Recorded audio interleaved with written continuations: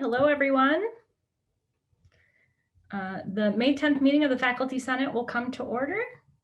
If you're curious about the music today, we heard Jared Sims' Awakening, Jonah Katz, and Many Miles, Before I Sleep, Sam Zizzi's Going Viral, and part of Michael Vercelli's Borda. So we do have a quorum. As always, I have just a couple of reminders before we get started.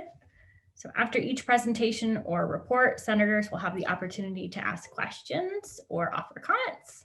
Senators, you can talk using that audio feature, or you may use the chat. Senators who raise their hands to speak will be recognized first.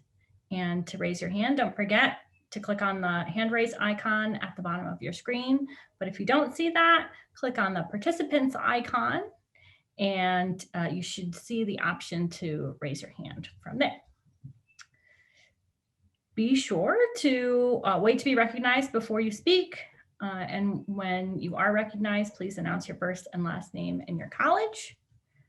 According to Robert's rules, senators are permitted to speak up to 2 times on any one motion. If a motion's on the floor and you as a senator have already been recognized twice, you may not be recognized for a 3rd time. And senators and panelists, if you are not speaking, please be sure to mute your microphones. So our first order of business is the approval of the minutes from our April 12th Senate meeting. Those minutes have been distributed as an annex in your agenda. Are there any additions or corrections to the minutes from the April meeting?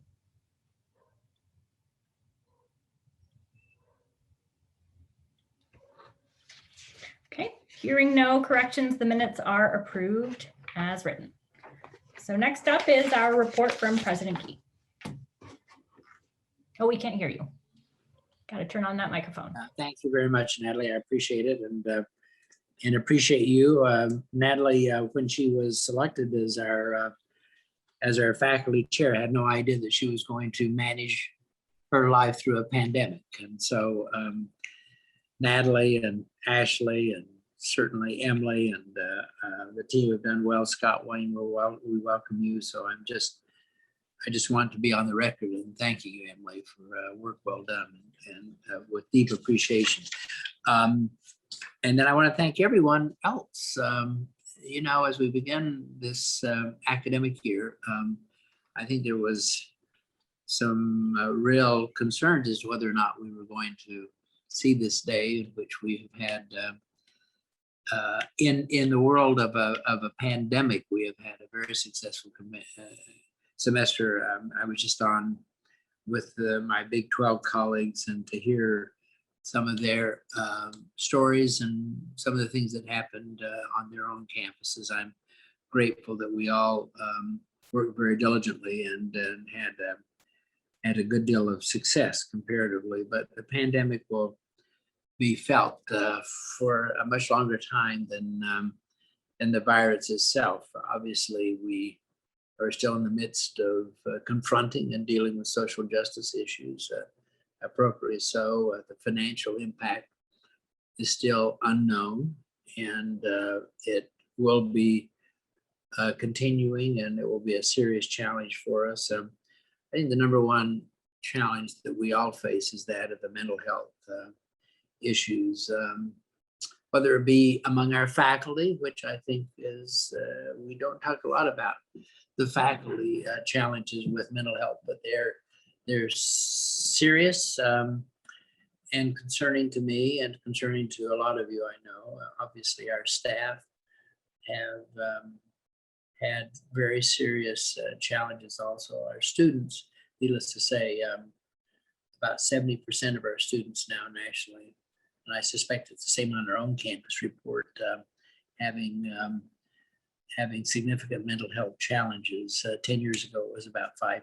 So you can see that we're dealing with another pandemic of sorts. I know that we will have some people on today who can talk a bit more about our response and about Healthy Mind University, which is our new initiative that we've been working on for some time, which will increase in the fall, or will be put into action in the fall.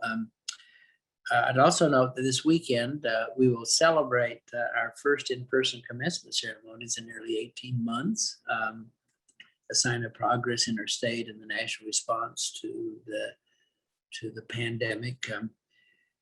When the fall semester begins in August, which is August 18th, many public health guidelines will obviously remain in effect, but we hope and believe that we can return to a more vibrant campus environment. Active case counts and positivity rates on campus in our communities continue to decline, and actually precipitously, in large part due to the number of people who are getting vaccinated. Our fall plans are preliminary and may be adjusted based on infection rates and the health status of our university and local communities as we near the start of the fall semester. But we fully anticipate that educational opportunities and research activities will operate in person and at full capacity consistent with pre-pandemic levels. Our best defense, of course, against COVID-19 is for everyone, and let me underscore everyone, to get vaccinated. Striving for community immunity allows us to begin to open our campuses and resume activities and events. Our goal is to ultimately reach an 80% vaccination rate for the university community, including students, faculty, and staff.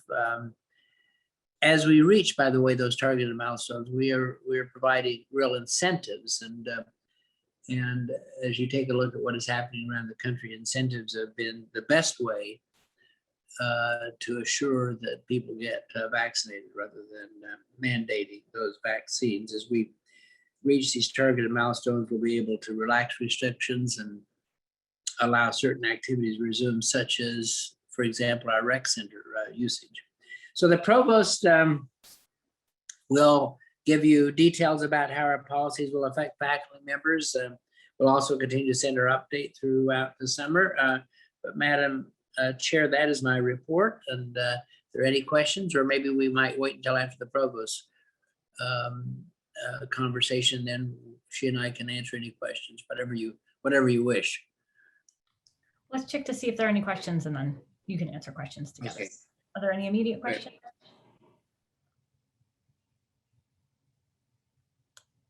Okay, Provost Reed, you're up. Thanks, Natalie. And you're just a little too cheerful. This, I think you know this is your last meeting, so you're just you're very cheerful. Thank you very much, and good afternoon, everybody. And I just want to echo President Guy's words of congratulations and thanks. We made it through, or we've got one more week, made it through an extremely difficult year. And it was a group effort, really. And I know that our faculty played a really significant part in this year being a success, and providing our students with a quality education under extremely challenging circumstances and changing circumstances, and putting in an extraordinary effort. So on behalf of President Guy and the other leadership team, our members of the senior leadership team, I want to say thank you. Job well done, and thank you. And hopefully you will have a wonderful summer recovering, and you're able to spend a little time with your family as well. So we're looking forward to our live commencement, live in parentheses. This is going to be held this coming weekend at the stadium, rain or shine. And we will be honoring our graduates from May 2020, December 2020, and May 2021. And so far we've got, and I think there's some duplications, but upwards of 6,000 students who have registered to walk. So they're very excited about coming, and some of them coming back to be, recognized in person. And of course, we'll be following all the COVID protocols as well. So it should be a good day, and the weather's looking good so far. And then, as President Guy alluded to, we are looking ahead to fall. Last week, there was a communication and a campus conversation about fall planning. And in that communication was shared that we plan to return in the fall to, as much as possible, our full capacity, understanding that some staff who are not facing students may still be working remotely. We'll still be having some online classes, which is normal for the fall semester, but we'll even have a few more classes online. And there may be some hybrid offerings because some faculty have gotten more comfortable with that form of instruction. Again, the plan is for masking in the classroom, plexiglass shields for instructors, and then we expect that we're still going to require seating charts and attendance in case we do have to do any contact tracing. And we expect to return to a regular attendance policy in which you actually can expect students to show up and hold them accountable when they don't. Because again, everybody who wants to can be vaccinated. Although if a student is sick and can't come to class, I'm sure you'll work with them as you have done every year, even before COVID. So I know there's still some anxiety about the safety of our campus and classrooms in the fall. And I thought it would be helpful if I could call on Jeff Coben, who's been leading a lot of these efforts on campus, to just share a little bit of our thinking and sort of how we came to the decisions that we have and what we anticipate will happen in the fall. So if it's okay, Natalie, I'm going to toss it to Jeff just to say a few words, and then Jeff can answer some questions when I'm done as well. Okay. Thank you, Provost Reed. Good afternoon, everyone. Yeah, so just building on what President Gee and Provost Reed have already described. As you all know, the situation with COVID-19 is fortunately moving generally in a positive direction. Things continue, however, to remain very dynamic, and we are closely monitoring situation nationally, regionally, and locally. We're also closely monitoring public health guidance from CDC, the World Health Organization, as well as our local and state health departments. We intend to continue with moving forward with our public health guidance in place, recognizing that what transpires between now and the start of the fall semester will ultimately dictate where we end up. I will say that we have finished this semester very strong. In the last 3 weeks, we have had an average of only 4 positive student cases per week during that period of time. Since the 1st of March, we have had only 4 positive cases amongst any faculty, and we have not had any positive cases amongst the faculty who have been fully immunized. And we've had no positive faculty cases since April 15th. So I know there's been a lot of talk about vaccine hesitancy, but what I am really trying to focus now as much on is vaccine confidence.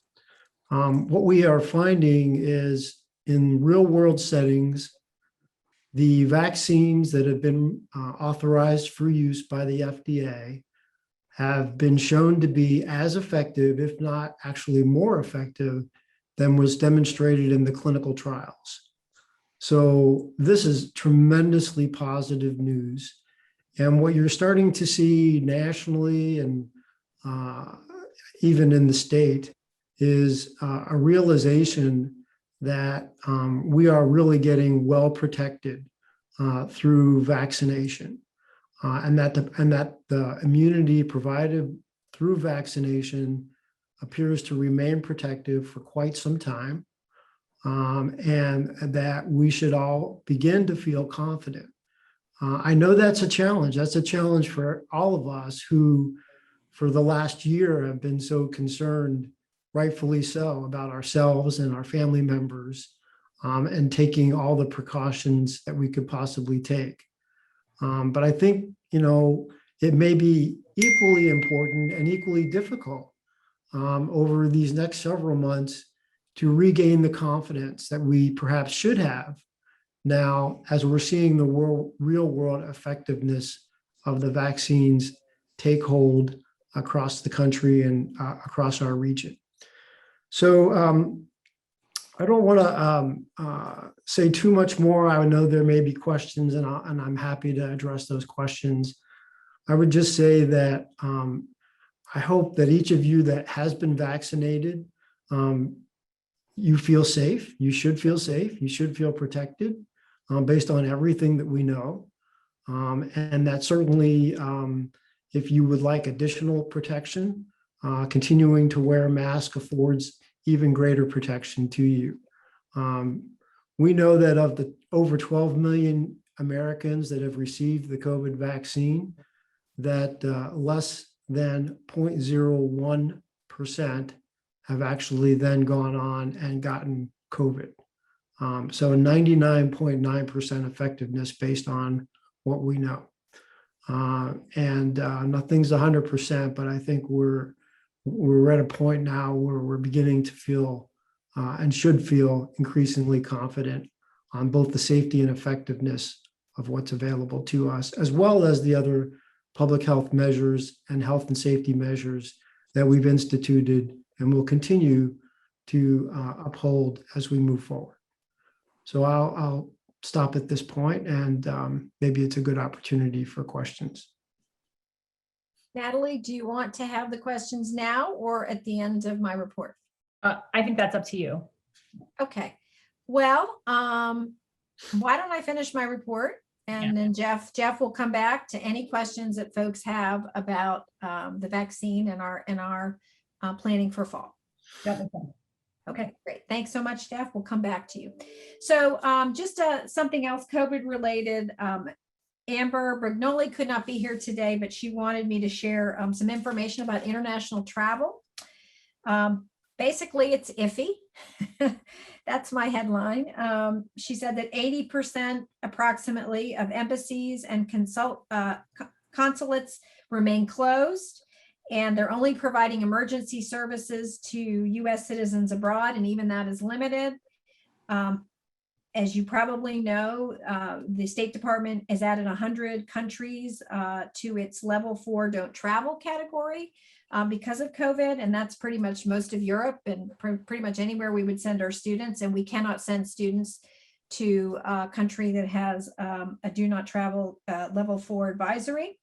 And then the other thing, just for you all, if you're traveling or planning to travel for fun in Europe, the medical services could be very limited. And so if you have an emergency in that country, it might be hard for you to get taken care of. If you are traveling out of the country professionally or personally, we recommend that you let the Office of Global Affairs know so that we can keep track and help you if possible, if you get into trouble while you're traveling. This is going to have an impact on recruitment, of the onboarding of new hires, whether they're faculty or GTAs who are international, as well as some of our international students who are trying to get here. So if you have specific questions, reach out to OGA and they can walk you through. I know that many of our departments are working to provide some online instruction, for example, for international students who can't get here. Let's see, summer, just some thoughts about summer. Our summer registrations are down a little bit. They're about down 5% from last year. But our Maymester is, off and running. 500 plus students have registered so far, and today's the last day for them to add drop. So we'll have a total at the end of the day. I'm pleased to report that the Tutoring Initiative will continue this summer and be led by Ashley Martucci and Stephanie Lorenz. And this initiative has evolved to reflect the needs of the dependents of faculty and staff, as articulated by those who filled out the most recent tutoring survey. At present, this initiative is full and will serve 200 dependents of faculty and staff at the university this summer. And the academic support will be provided from June 7th to July 30th, except the week of July 4th. And there will be sessions in the area of math and literacy that identify with individually identified needs. I'm really glad we continue to try to support our faculty and staff in this way. I'm just going to talk briefly about academic transformation and then again allow time for some questions for all of us, including Jeff, about fall or whatever's on your mind. So last week we shared a communication that updated our process and progress and timeline for academic transformation. There was a video. I'm sure you all watched that 7.5-minute video, as well as a written story, directing folks to the website, which has also been updated. So in short, I won't go into great detail. The process is well underway. It has taken us a lot longer than we expected to get to where we are. And so unfortunately, we're sharing some of that information at the end of the semester. But really, you know, we thought it was important to get that out before faculty left for the summer. But let me just say we're looking at 3 different areas. One of them is program portfolio review, in which we are looking at the health of every undergraduate academic major, as well as some of our master's degree programs. And last week we shared our initial findings with the deans in the colleges where we have identified what we're calling majors of concern or majors of opportunity. And I say majors because we're looking at undergraduate majors, but also again, some master's degree programs. And these kind of categories, if you will, are based on the criteria, what we call the gold standard data. So things like enrollment trends, first-time freshman enrollment, if indeed students can be directly admitted into a program, graduation rates, retention, and student credit hours for the department. And for these programs, we are going to be doing a deeper level research deeper dive in terms of the research. And we're going to be asking for some additional information from the academic unit. And others, we will be able to gather things like jobs EQ data. And there will be, again, the deadlines for all that are articulated on the website. But the point is we share this information with the deans, and they will be reaching out to the chairs, and the chairs will be reaching out to the faculty, and that will all be happening fairly soon. The work will be done over the summer by the chairs, but then engaging the faculty in the fall on what they have done. Again, the rest of the timeline and process is laid out on our website. We also, another area we're looking at is academic restructuring. We've also completed our research, and we are discussing next steps with the deans of the units that will be impacted, and we will be rolling out that information over the next couple of weeks. And then lastly, we're looking at instructional efficiencies, and this is things like, you know, reducing the number of unfilled sections, looking at possibly increasing class size in some instances, particularly around lecture classes, and ensuring that our teaching assignments are consistent and equitable across the institution.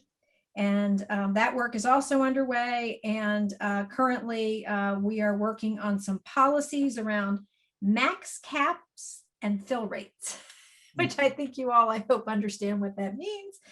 And looking at getting feedback on that and implementing that if possible in the spring of 2022, because we don't have any policies right now that would enable us to address these issues.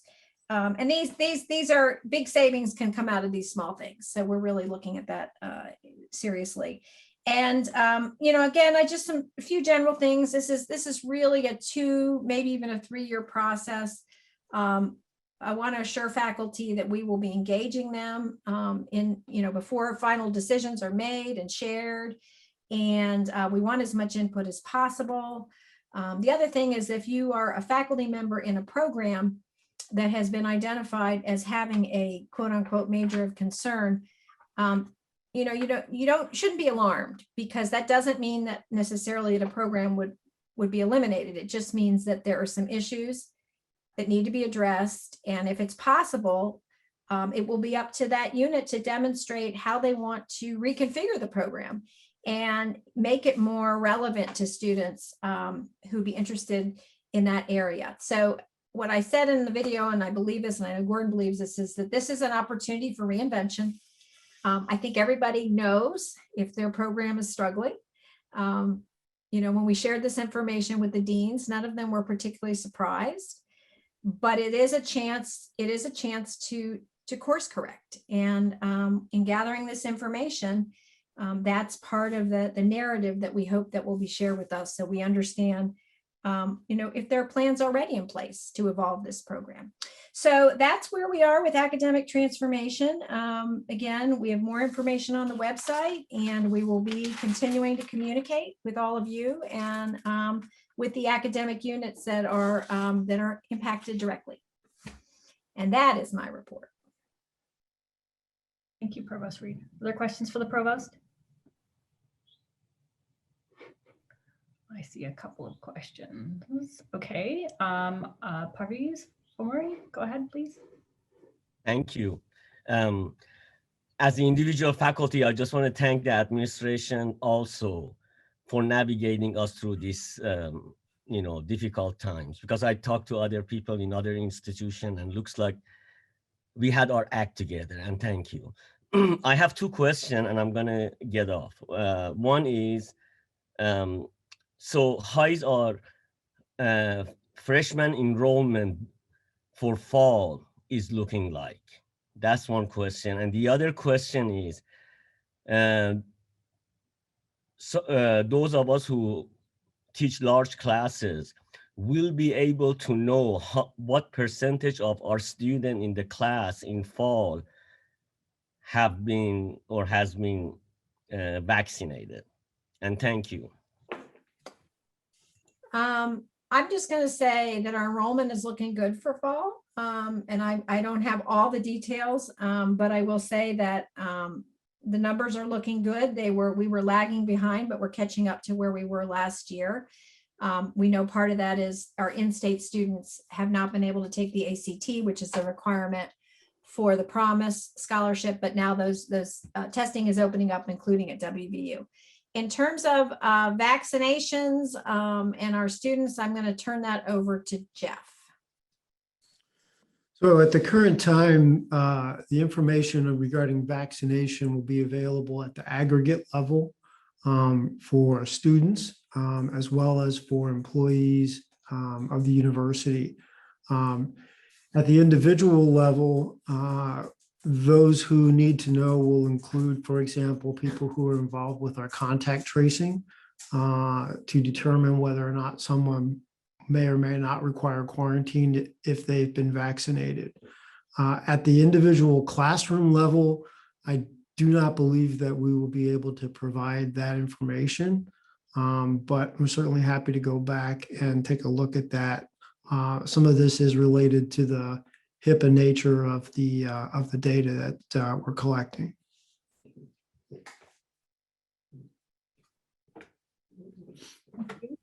There's another question. Heather Billings, please go ahead. Hi, yeah. My question's also relating to sort of fall semester COVID type stuff, and recognizing that some proportion of our students and potentially other staff on campus will not be vaccinated by fall. But our governor has announced that statewide mask mandates will be ending June 20th. Does the university plan to still have a mask mandate on campus for our classrooms so that we can keep people safe that are not yet vaccinated or who still may be at risk even while vaccinated, because we know it's not 100%. And I just want to make sure we're still going to be requiring masks on campus. Heather, I can respond to that. The answer is yes. That is our intent. I will applaud our governor in the fact that he has been very consistent about believing that masks are important.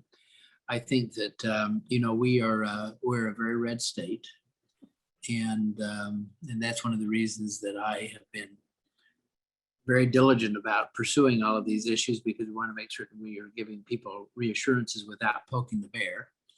I just talked to my colleagues at the University of Texas and Texas Tech, and they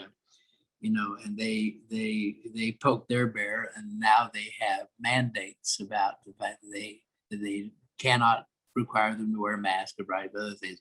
So we have been very consistent that we're going to continue to require all these protocols, but that we're not going to get ourselves above the radar screen, because the minute we do that, then once we open ourselves up for that, then mandates such as teaching hours and every other thing will start coming in, and we know that is a real danger. So the answer is that we'll continue to require them, and the governor, I think, will be supportive of our doing so. Thank you. Other questions?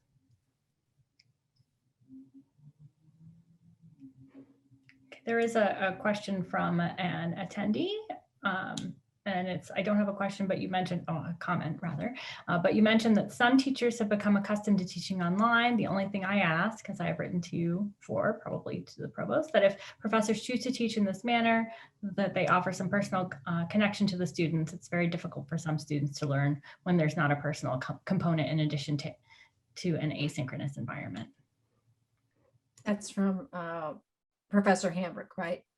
Yeah, I think that we've all learned a lot about what works in online teaching and what doesn't, and it is very individualized to the instructor in the class, but I really do appreciate that feedback about students needing that interaction. And that is certainly something we heard, particularly from our undergraduate students and their parents. Okay, thank you. Any other questions before we move on? You got Jeff first for this part of the presentation. So just if there are any issues around our return to fall or questions, this is your chance.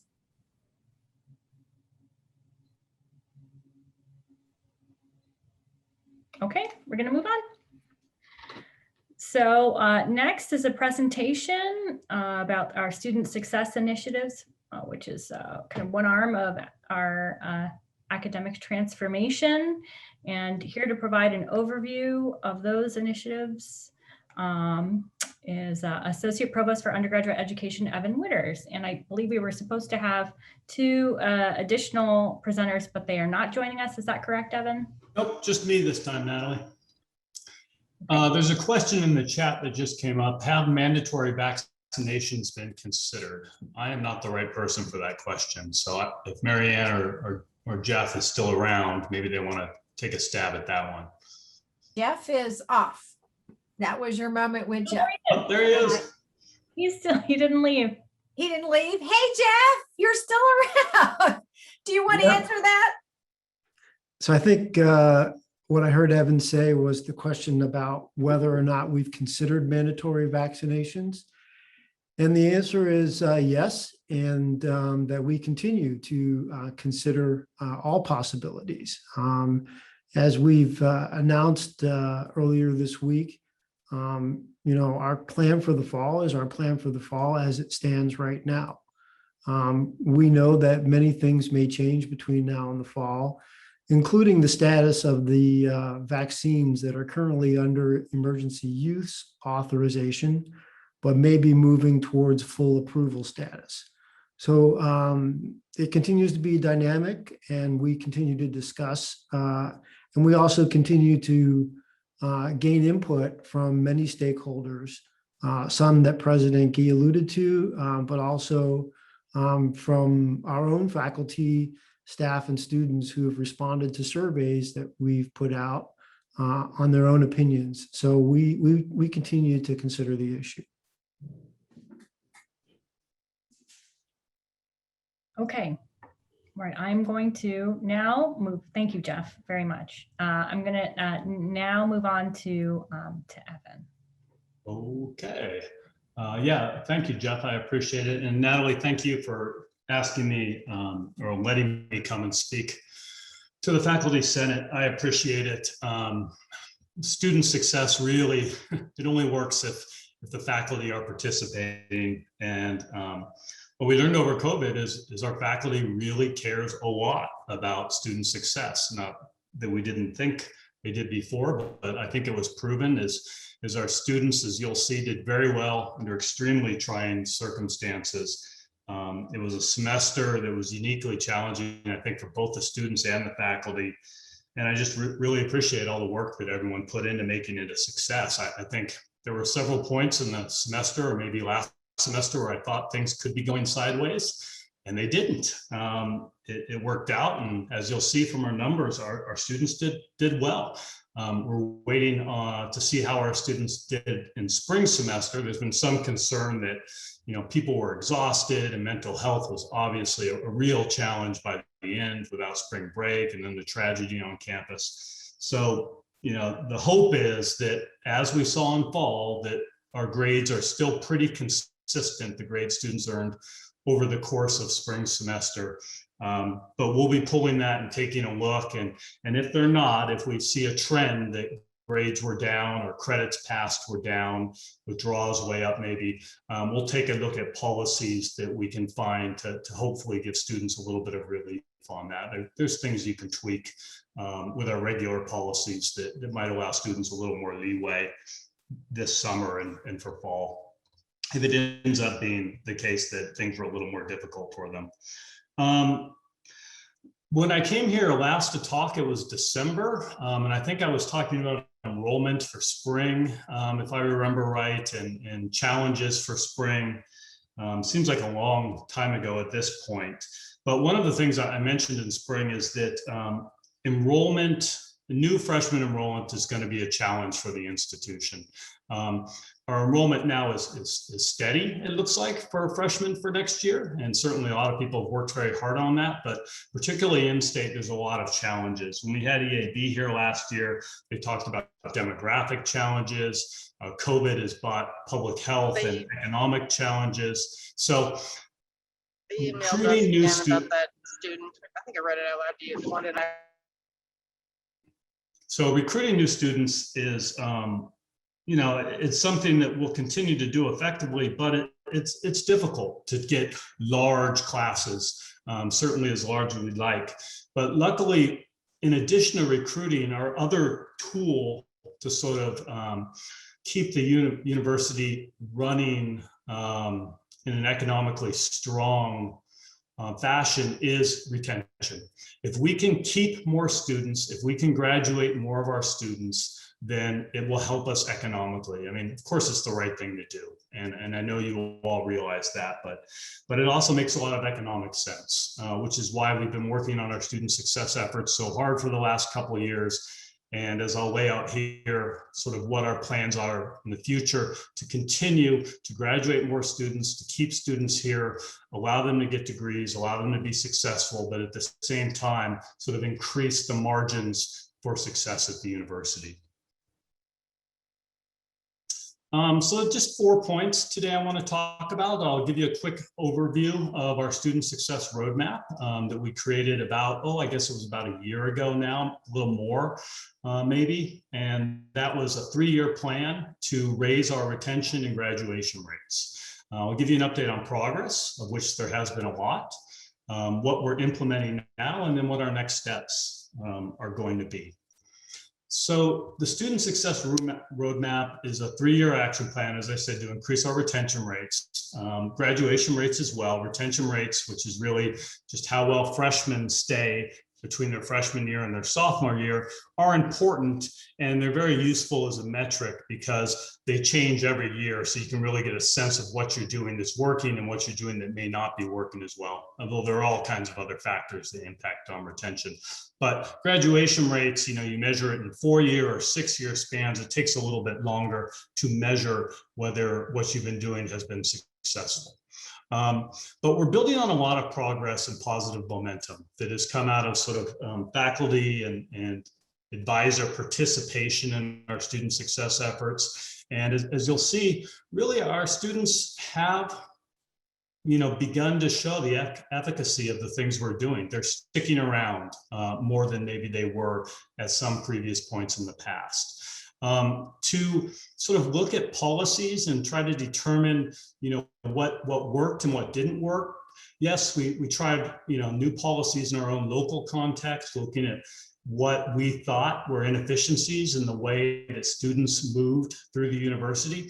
But we also did case studies of other universities that had success raising their student success metrics over the last 5 years or so. Included Colorado State, Kansas State, Mississippi State, University of Arkansas, University of Kentucky, and the University of Tennessee. And for this year, our focus really has been on what we're calling course opportunities, which are courses that students don't progress through as smoothly as we like. These often tend to be introductory STEM foundation courses. It is the big sort of place where we find that students aren't moving through and progressing in their major quite as quickly and efficiently as like, but there are other areas as well. We also found that the way we scheduled courses was causing difficulties for students. Too many were overlapping, too many were being offered at different times on different campuses, making travel between campuses difficult, and that our students worked a lot, and it was very important that they had stable schedules. So we started this year, early in the year, I think it was November, a large student success committee with 2 representatives, at least 1 faculty member, at least 1 staff member from each college. We meet monthly and we just sort of review the plan and see where we've come in on progress. So here's our retention rate for the last 3 years. Now, if you notice, it says fall 17, fall 18, fall 19. That might be a little misleading. These are the numbers we report in the subsequent year. Because retention measures how well students retain between one fall and the next fall, you're actually measuring in the subsequent year the retention rate of the previous year's class. I hope that didn't make it even more confusing than it is. But basically, the fall 2017 cohort of freshmen, we measured their retention in 2018. The fall 2018 cohort, we measured in 2019. And this fall, fall 20, we measured the 2019 cohort. And as you can see, we have a pretty consistent upwards trajectory. Now, COVID makes a lot of our numbers uncertain. We don't know if maybe we did better than usual because of the measures we've implemented, or maybe it was just the fact that, COVID was scaring people about the economy and they didn't want to leave, or there was a downturn in petroleum and natural gas.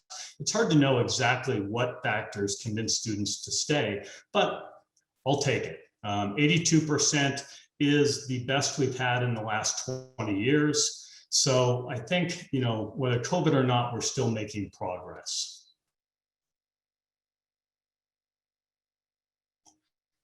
We began our work in 2019 with a couple academic policies. One was to revise our repeat policy. We found that a lot of students were sticking in majors where they weren't successful a lot longer than we would like. So we limited the amount of times they could repeat a course to 3. And that means if you have a student and he can't pass, I don't know, whatever the course is, SOC 221, you get 3 tries. And then you have to appeal. And basically when you appeal, we ask you to what major will you switch into if you don't make it this last time? And that's really prevented a lot of students from timing out their financial aid and continuing to pursue majors where they're just not being very successful. Now, on the other end, if it's a capstone class, for instance, that they're not passing repeatedly, then we might look more closely at the class of the program, because that student's a senior. They should be in a place where they should be able to get through the course as long as they're doing their due diligence. But if it's earlier on and you're just not succeeding, maybe it's time to have that tough conversation with your parents and switch your major. We decoupled lectures and labs, which doesn't sound that exciting, but what it basically did was made it so students could repeat a lecture or repeat a lab. They didn't have to repeat them both, which is what often happened previously and made students often just quit because they didn't want to repeat the portion of a class they had passed before. And then we instituted progress reports and midterm grades. Progress reports are basically grade reporting that we ask of instructors who teach large freshman and sophomore classes. to report how many Ds and Fs and withdrawals they've seen in week 4, so that we have time to reach out and try to arrange for student support early on. And then there's the midterm grades, which you are all familiar with, that has allowed us to really see how students are doing at the middle of the semester rather than just waiting to the end. I think it's also You're breaking up your connections. We can't hear you, Evan.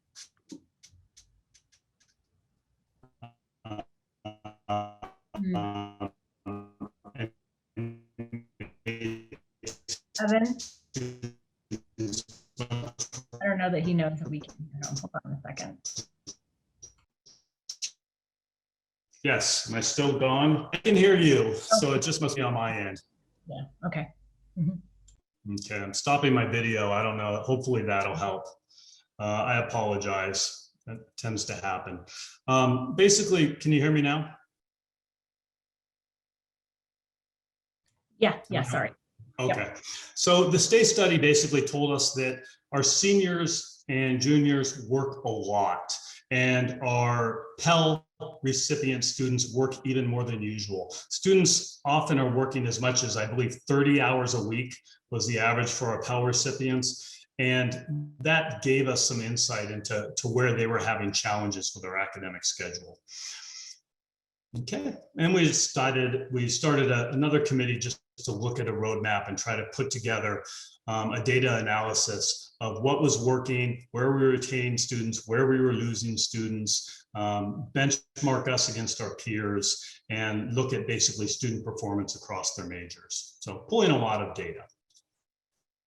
And this led us to a number of early on wins.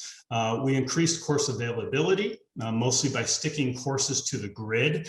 It allowed students to more efficiently schedule and also work around their work schedule. We also improved access to online coursework for students during that, and that's helpful as well, especially for seniors and other students who want to take at least a couple classes online. We revamped how suspension worked to take away what we call the surprise suspension, where students would get suspended before actually having ever been on probation. The number of suspended students, both. You broke up again. Evan. Yep. So you're breaking up again. I think you said you can hear me. Nope, we still can't hear you. We can't hear you, Evan. I think Evan, did you know we couldn't hear you? improved metrics on our platform. I'm going to ask him to call in. Hold on a second.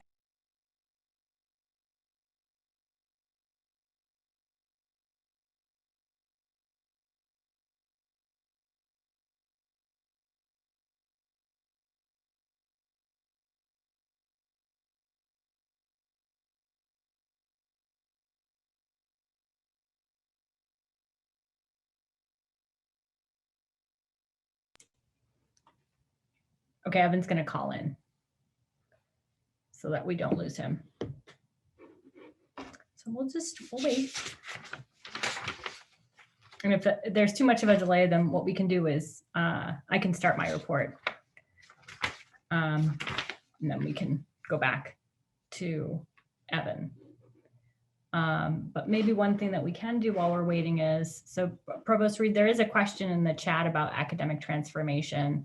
And this one came from someone in the Q&A attendee, and it's, has there been any thought of postponing the work of academic transformation because leadership and departments need a break? It's Yeah, I mean, we are slowing down the process. I will say that, in part because of the feedback that we got from our advisory committee, right, which is comprised mostly of faculty, but we can't really stop completely for the summer. because there is some urgency to this process. And we don't want to start from scratch in the fall, but that said, there will be plenty of time for the chairs to respond. We're going to be asking for some very specific information over the summer. We're not asking for a tome. And the chairs are, chairs typically do work in the summer. So we're assuming that the chairs will do some of that legwork and then bring that back to faculty at the beginning of the semester. We don't expect faculty to be engaged in this process because we understand that it's been a hell of a year and everybody needs a break. But our chairs are technically working in the summer. We'd like them to get started on the work. Thank you, Provost Reed. Let's see, is Evan back on? I think so. Oh, great. Yay. All right. Excellent. All right. Well, Try this again. now I know what my students feel like. Yeah, technical difficulties. Let's see, where was I? Okay, thanks. I apologize to all of you. Internet, it is what it is at my house anyway.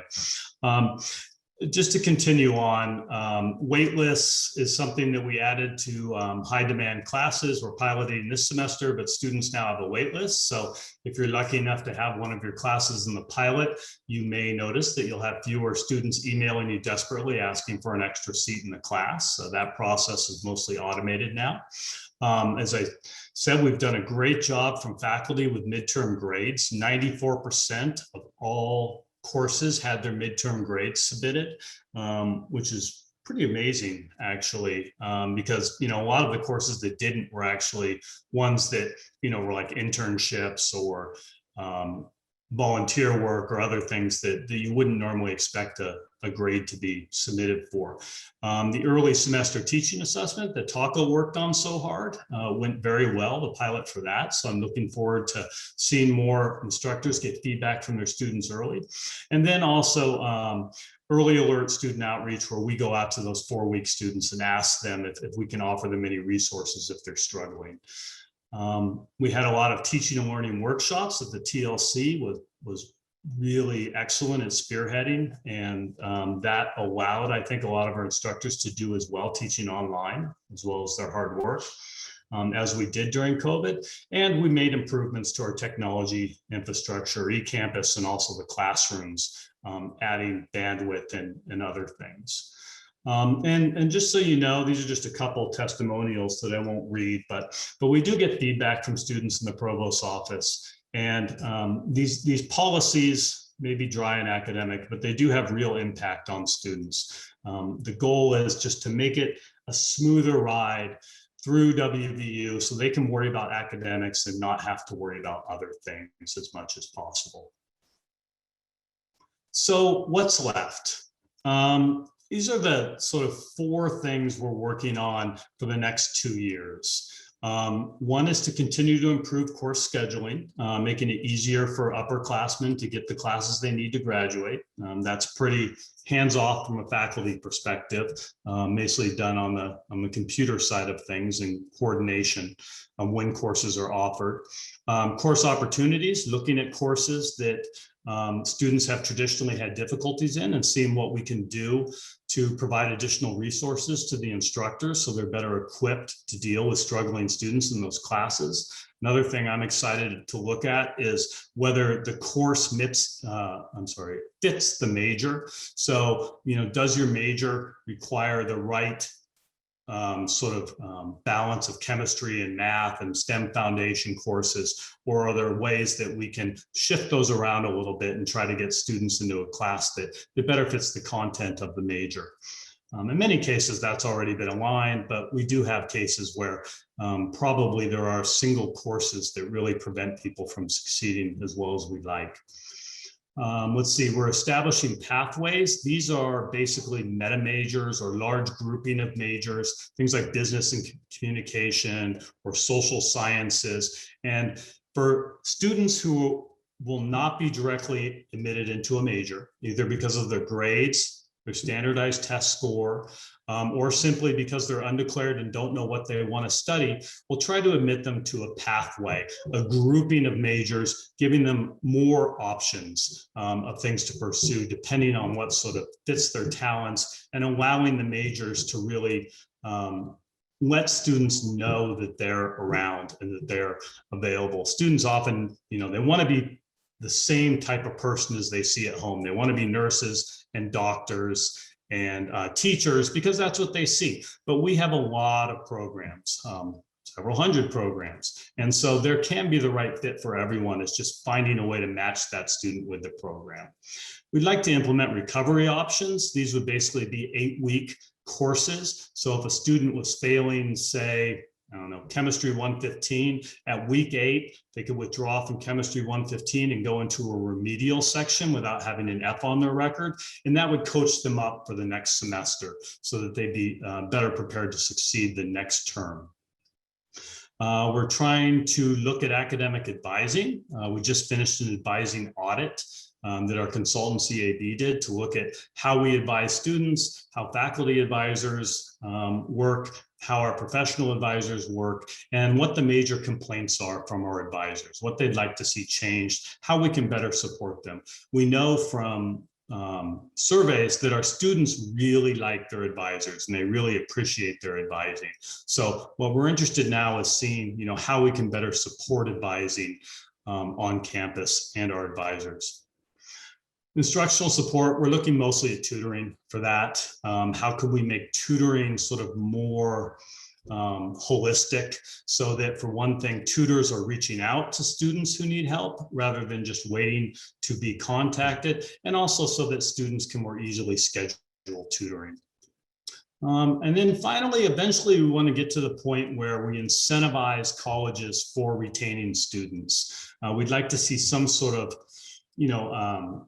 feedback loop where if a college retains students, if they spend resources, keep more students, where is the payback? Where does the college garner additional support from that? So that's really providing an incentive environment for the colleges to retain students.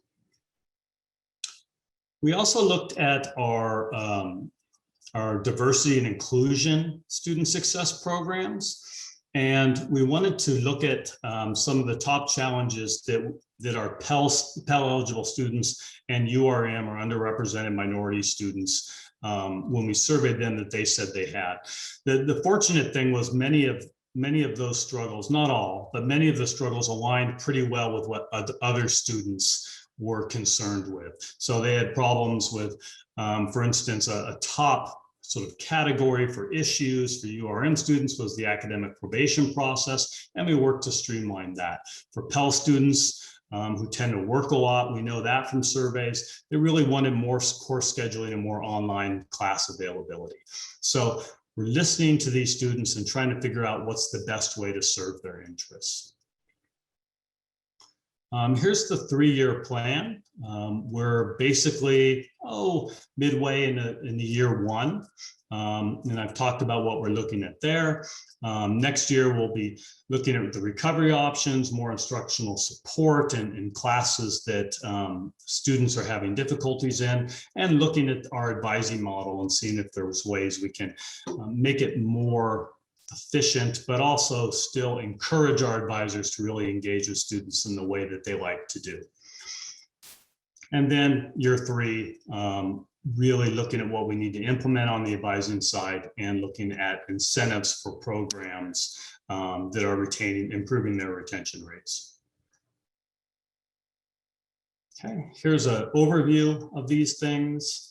I'm not going to spend a lot of time on it here, but basically it's the things we've talked about already and where we are. Each of these little 1 through 5 groups has a subcommittee of our Student Success Committee dedicated to it, and they meet once a week to once every 2 weeks to sort of work on streamlining and implementing changes.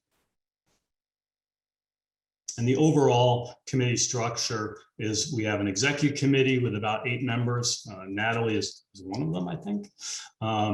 And the big student success committee, which is about 35 to 40 members, majority faculty, and then the action teams, which are the subcommittees that are doing a lot of the sort of grunt level work on policy development and implementation. All right, so our next steps is really to work on engagement from the faculty and buy-in and trying to get as much support as possible. We know that no one cares more about student success than our faculty, and we just want to sort of leverage their insights and really begin active outreach for that. We also want to have sort of those implementation plans for each team in place so that we have a clear view of where we were going. And then we want to also start coordinating with what the colleges are already doing. One of the advantages is the way WVU does things is the colleges are very independent in many ways, and they have all kinds of great ideas on how to retain their students. And we just sort of want to spread those across the university so that everyone can take advantage of what's working for other colleges and schools. And then we'll be back in fall 21, maybe not to Senate, but back to just talk more about what we've done over the summer. And lastly, thank you all for your help with all these initiatives. They really depend on people's active and engaged teaching. And, you know, we saw throughout COVID that you guys have done a wonderful job with that. So I appreciate all the hard work you put in. Thank you. Thanks, Evan. So are there questions for Provost Witters? I see one hand. Michelle Bettina, go ahead, please.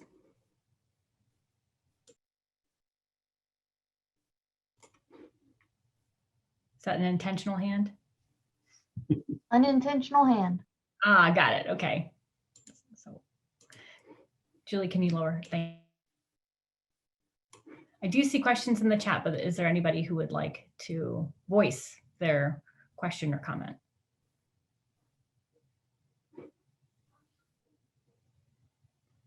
Okay, so the couple in the chat are one from Senator Mary Ann Downs. I'm interested in knowing if and how the Student Success Initiative working groups has been working towards tracking and what they've found regarding 4-year completion rates for degrees. Yeah, that's a great question. They're not, well, compared to our peers, we are not as high as most of them, to be brutally honest, with 4-year graduation rates. I think some of that is that our students work a lot, and some of it is that we don't always incentivize quick graduation real well for our students. But we're in the 40s, and many of our peers are in the upper 40s, so we're in the lower 40s. 6-year graduation rate, we're actually on a recent increase as well. We've gone from the low 50s to about 61%. I'd like to see that around 65% to be where we are with our peers. And our retention rate should be at least 85 to 88%. Somewhere in there would be really good for the type of student body we have. So we're not that far away, really.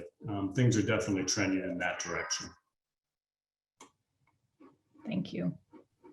Okay, there's a question or a comment about the early semester teaching evaluations from Drew Nix. I found the early semester evaluation to be extremely useful in the current environment.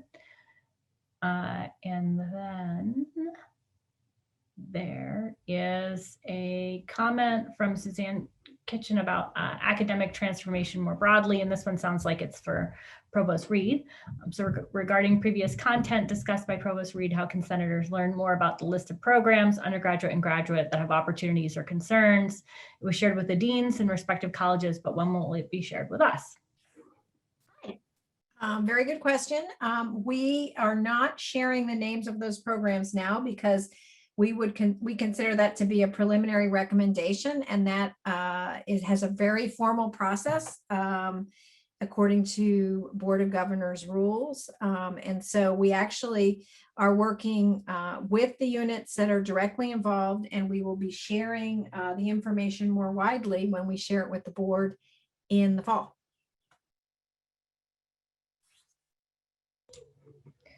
Okay, other questions for the provost? Any follow-ups to anything that was answered?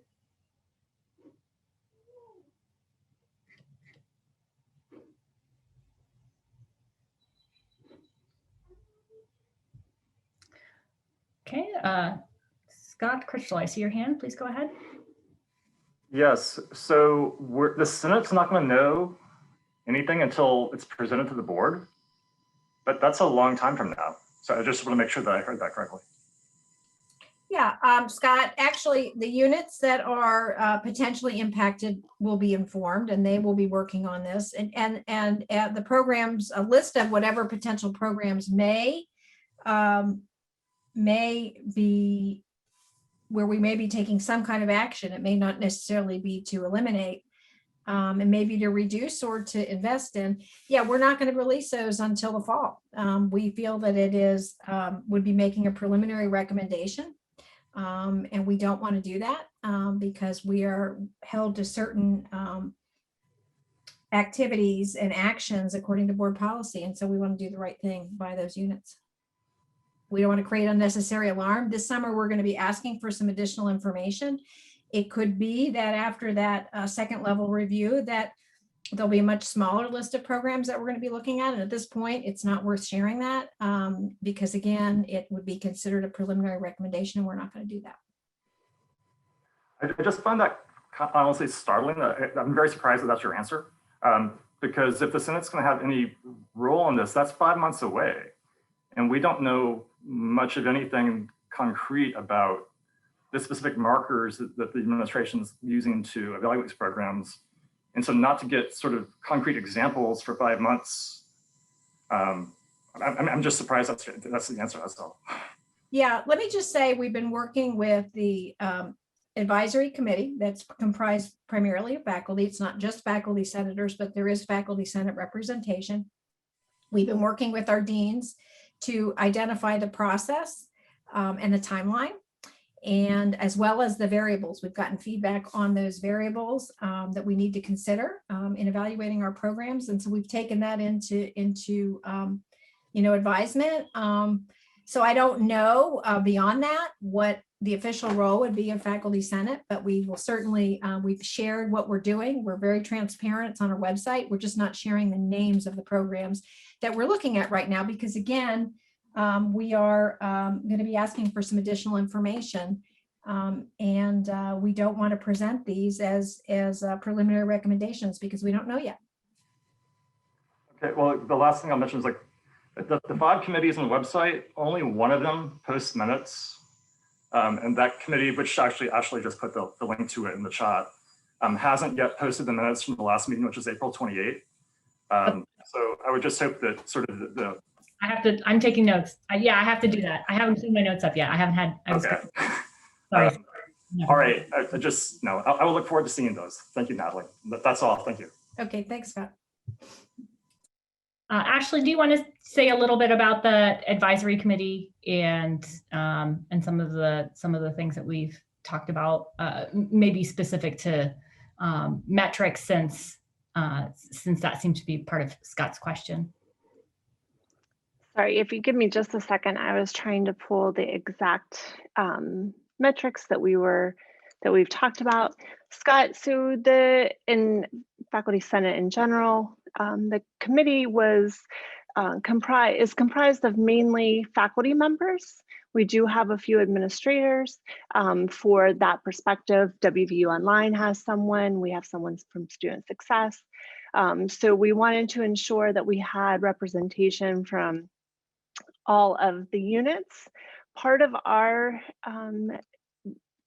what we've done is the provost team will share information with us, which is highlighted in the meeting minutes. We will then look at the information. We will think about it. We will take it back to our units and then discuss that for additional feedback. So it's not just one person sitting on the committee providing feedback, but the opportunity for others. We know that we cannot reach everyone based on the committee that we have, but we do try to ensure that we are taking thoughtful consideration into who we are engaging in the conversation. And every person has engaged different members based on the questions that have been asked. So in regards to the metrics, I'm sorry, I'm trying to talk to you and answer your question. We have, as a result of some of the committee's feedback, in addition to the gold metrics that were shared from Lisa Castellino, we've included second majors, both on the enrollment side and as well as degrees conferred. And we also included service courses and the student credit hour calculator or calculations. We have also just recently sent an email to the provost and the provost team regarding additional feedback that we have shared or that we want to be shared as we consider academic transformation and reviews at a further date. Okay, thanks, Ashley. Scott, do you have any questions? I know, or anyone else in regards to the work that we've done? Questions for Ashley before I get to you, Parviz?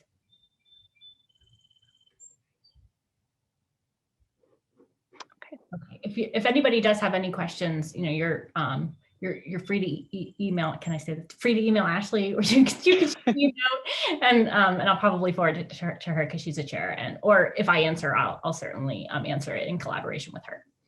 Absolutely. David Addis from the EAB that has presented at Senate also sits on that committee too. So just as an additional committee member, sorry, or as a reference point for us. Parviz, I'm sorry. No, you're good. Okay, Parviz. No problem. Thank you, Parviz Famuri Stadler. I think the point is well taken. I was a secretary of a $1 billion organization, IEEE, Institute of Electrical and Electronic Engineer, the one who brought you Wi-Fi. So communication is very important, and transparency, and you have to use your meet managers, which I guess in our case is our chairs and deans, to communicate to the faculty of what's going on, and so that people are not surprised. And I think, you know, the point is well taken, and mine is just a comment from my experience. Thank you. Thank you. Any other questions or comments?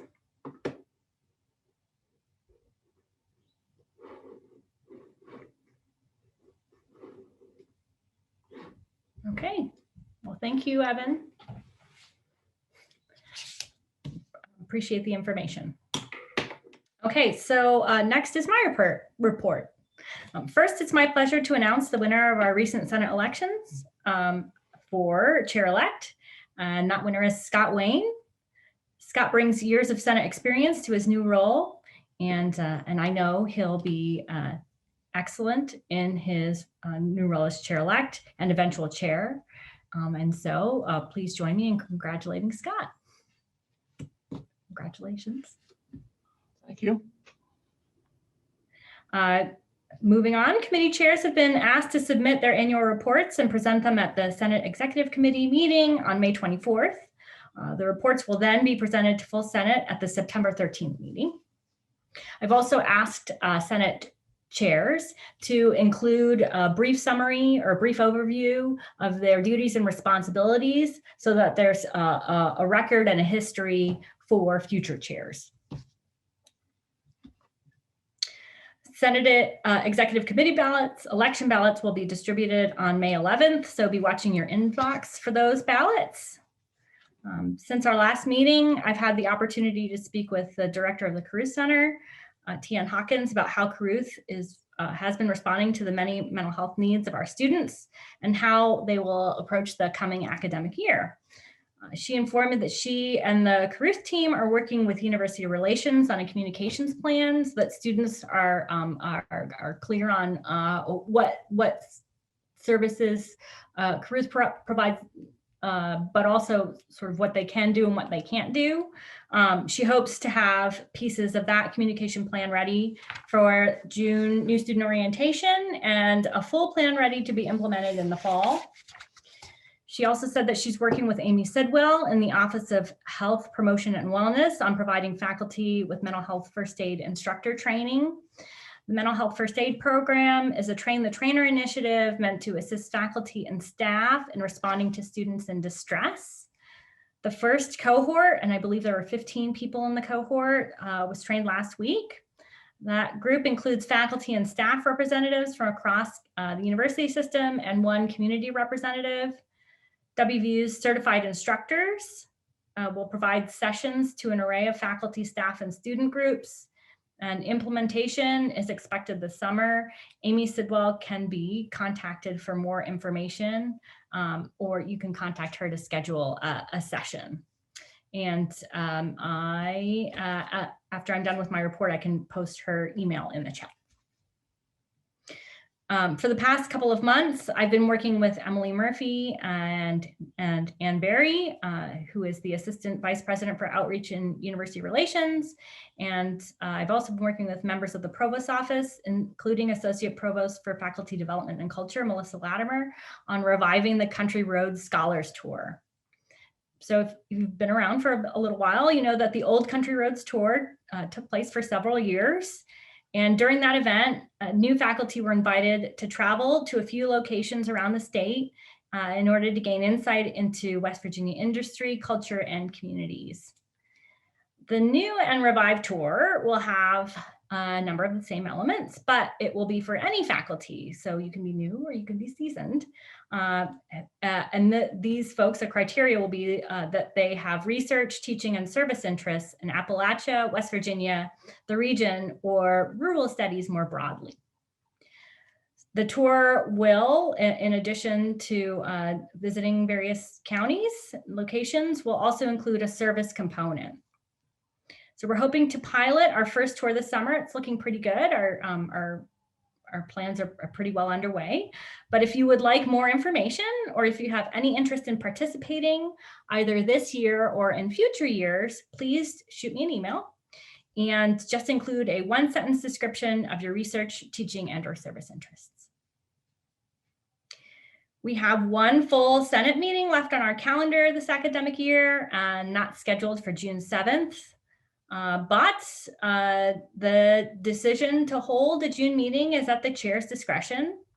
Right now, I'm not certain if we'll need a June meeting, but I don't want to cancel it yet in case there's fall business that needs to be discussed. So if, for example, there are any new or unanticipated developments with COVID, or any additional strategic transformation information that needs to be shared more broadly, that may impact the opening of the fall semester. So even though there may be only one more meeting on the books, I'm going to share my final remarks now, because this may very well be my last Senate meeting. So I'd like to take just a few moments to express my appreciation to the many, many, many people that I've had the opportunity to work with over the past year. So first, it's a little long, but hopefully not too long. But first, I'd like to express my gratitude to Julie Black and Eric Merrill for their back-end Zoom support during our Senate meetings. Without you, we could not have met. Literally, we could not have met. So thank you. I'd also like to thank Morgan for her help keeping the Senate office running smoothly, and to thank the incomparable Judy Hamilton. If you've ever chaired a large committee on Senate, if you've ever been to a large committee meeting, such as JEFCO or the Curriculum Committee, you know the significance of Judy's support.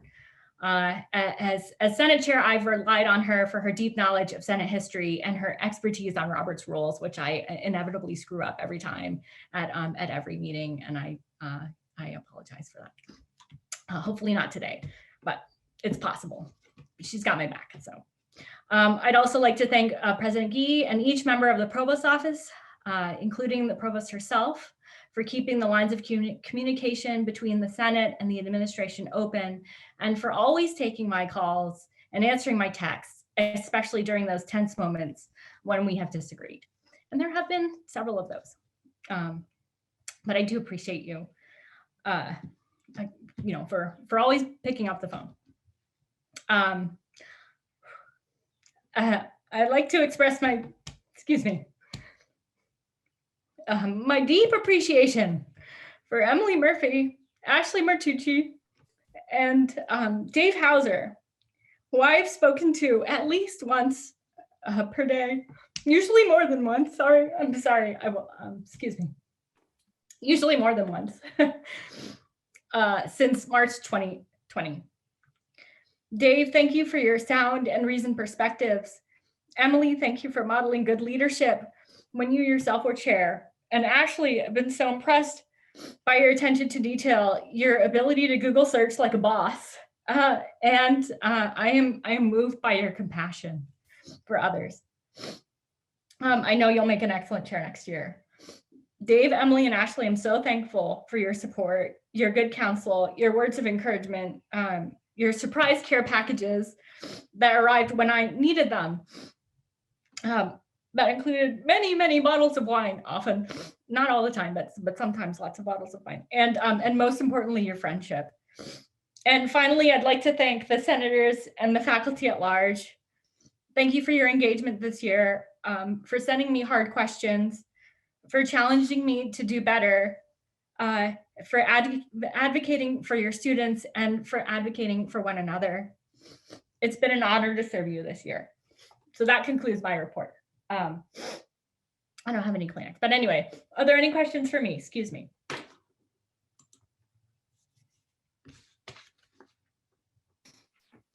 Okay. So I know that we're virtual and we're all on Zoom, but I would just like everybody to unmute their cameras and give Natalie a round of applause. She's done an amazing job. She has gone above and beyond any expectations that I think we all have had for this position that truly is pretty much a volunteer position. So if everybody can just give Natalie a big round of applause, I'd appreciate it. Congratulations, Natalie. Thank you. What happened to your globe? Still on my shelf, maybe my camera's positioned differently. But thank you, everyone. I appreciate it. And I do apologize for getting emotional. I did not anticipate that. It's been a hard year for everyone, right? It's been a tough year, but we made it. So that's a positive. Sorry, outstanding job for it. Thank you. Thanks, everyone. Okay, so no questions?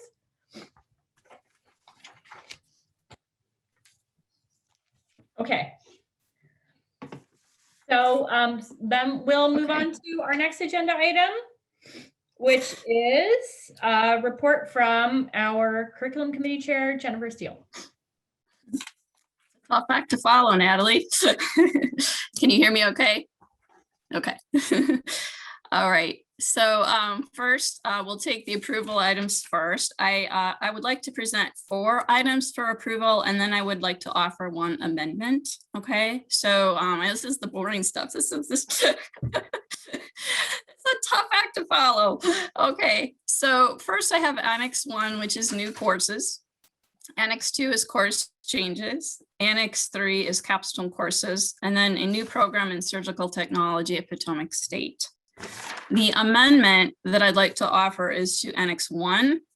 There's a course ADPR 410, that's advertising and public relations, and the title is influencer marketing, and we'd like to change that to influencer strategies. Okay, and that is, so the course is offered by the Reed College, and the request to change it from marketing to strategies is to avoid confusion with marketing as offered by the Chambers College. And so the change is amenable to everyone involved. Reed is amenable, Chambers is amenable. So I am proposing that we amend ADPR 410 influencer marketing to influencer strategies. And also relying on Judy for guidance here, as you were saying, it's my understanding that we need to take a vote on amending the title first, and then we would vote on the amended annex. That's correct. So there needs to be a second on the motion that's currently on the table just to change the title of the course. Or is there a second? Second. Okay, so all those in favor of amending the title to the course, please raise your hand. Dave, can you catch those numbers for me once I call the vote?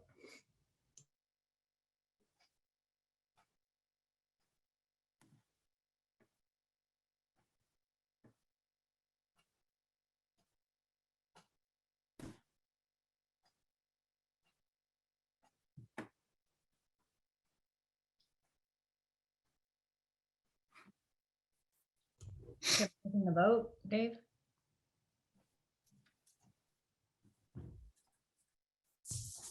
Can you clear hand, please, Julie? And one more hand.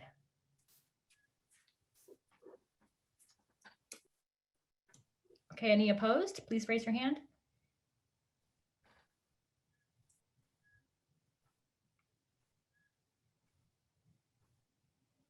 Okay, I'm closing the vote. Okay, so, so the motion to change that title of the course has been approved. So next we will vote on approving Annex 1 as amended. Okay, so all those in favor of approving Annex 1 as amended, please raise your hand.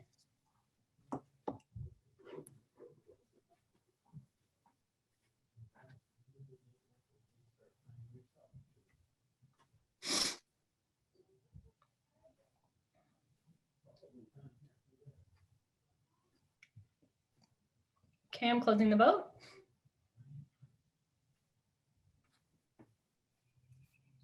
Okay, can you lower hands, Julie? One more hand. Okay, there we go. Okay, any opposed?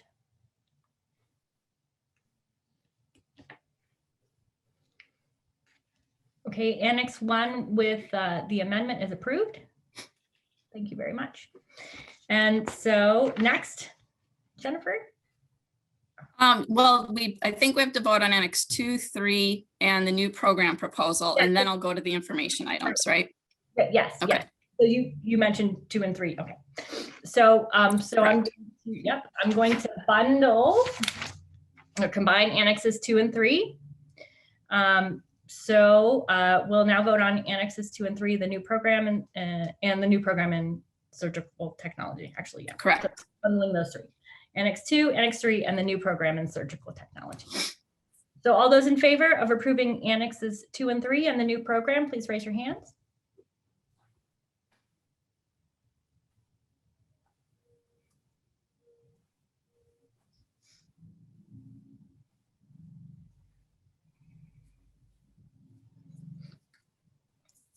Okay, Dave, I'm closing the vote.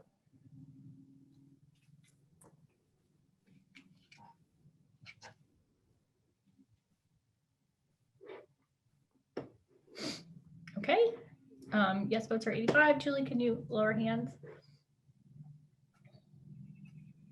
All right, any opposed?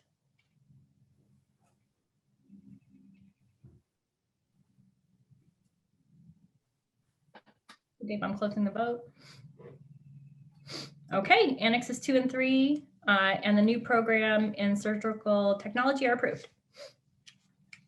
All right, so. Okay, so then we have some information items. There are actually 3 listed on the agenda. I'm pulling one of them. Okay, so the new minor in teaching interdisciplinary STEM, we are going to pull that one from the agenda to give more time to WVU Teach and Eberly to talk about that. They may reconfigure it a bit. So there was a request to pull that for now. So the other 2, the new minor in cybersecurity at WVU Tech, and then the grad programs report. So grad council approved 4 new programs, the MS in GIS and spatial analysis, MA in game design, MS in population health, and the certificate in sustainable trails. So I can take any questions. Those were information items, but if you have any questions, let me know. Questions for Jen?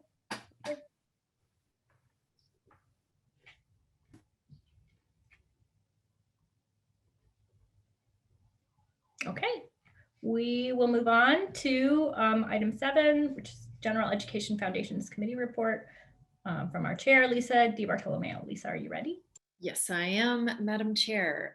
We do not have a report this month because our report needs to go to Executive Committee first, but the committee has been working on learning outcomes for areas 4, 5, 6, and 7. And we will be presenting those to Executive Committee, and then hopefully they'll be ready by the June Faculty Senate meeting. So we've been working on that assessment program, and we should also have a new course ready for approval by the June Faculty Senate meeting, but nothing at this time. Okay, thank you, Lisa. Are there questions for Lisa?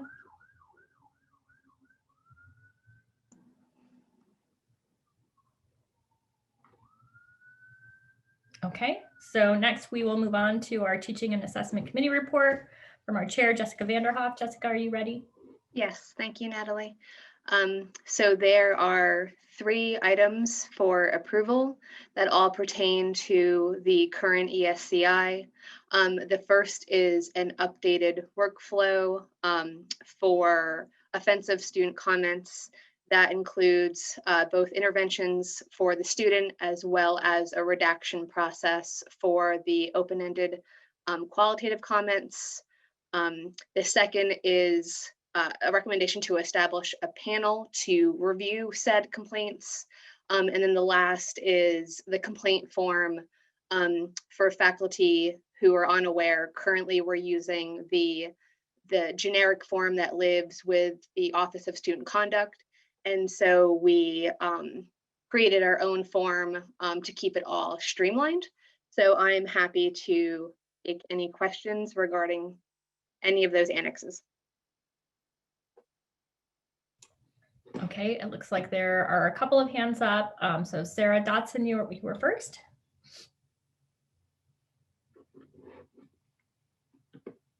Sarah, is that a intentional hand raise?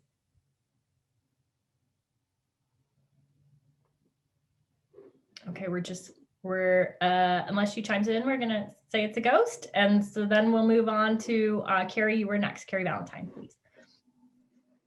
Great. Thank you, Madam Chair.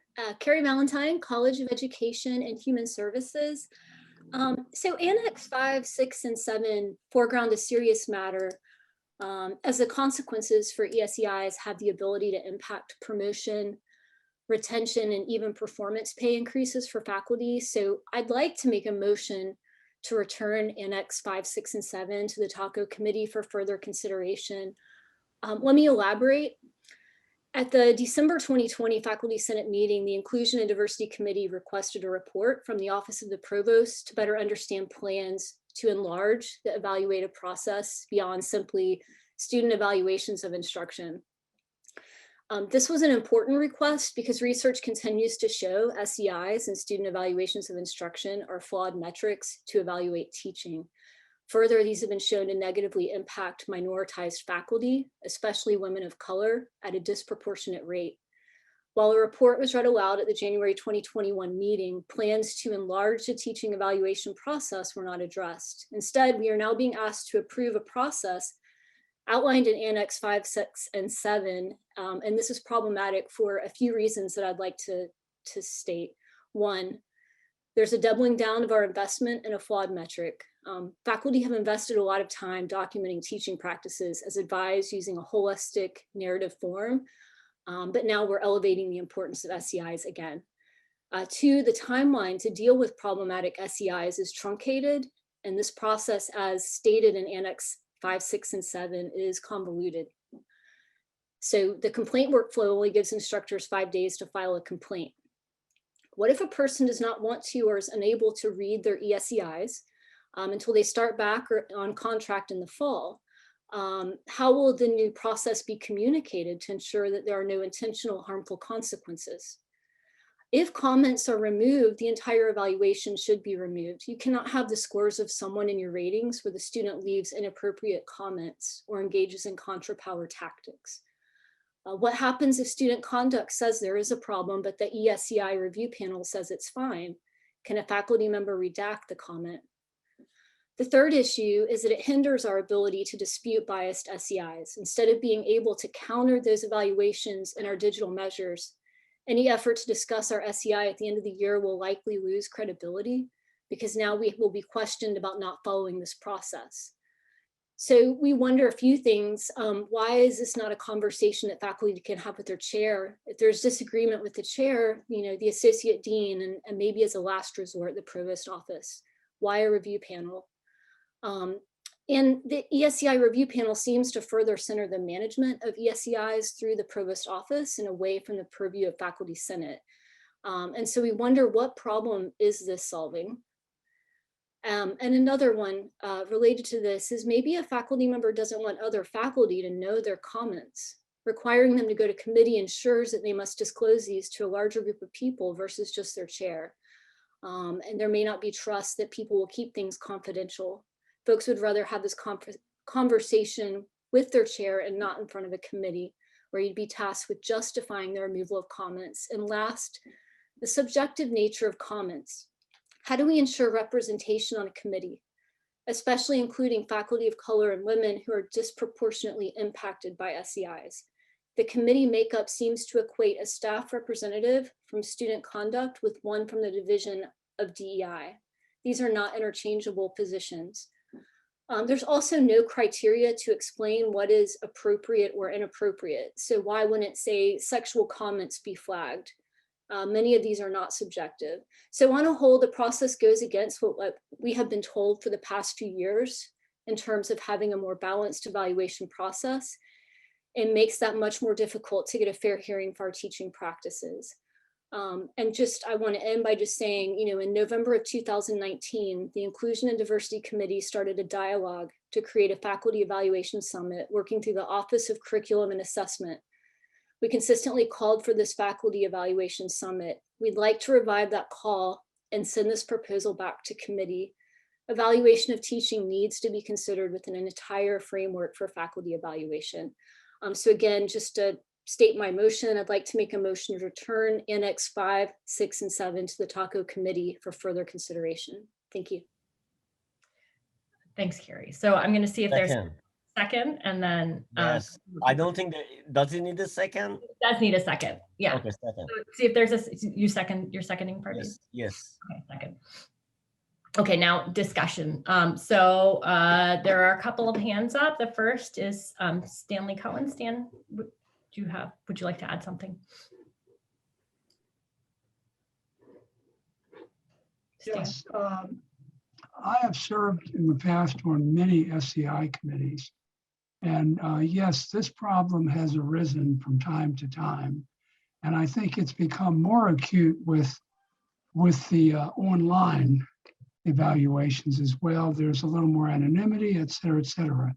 So I would certainly support any action forward that would allow faculty to feel that there are comments that are inappropriate and should not remain in their folder for reviewers from their department, college, and at the provost level, since we all know that these SEIs at this point are critical components in both annual evaluations as well as promotions. So I would endorse these proposals from this year's committee.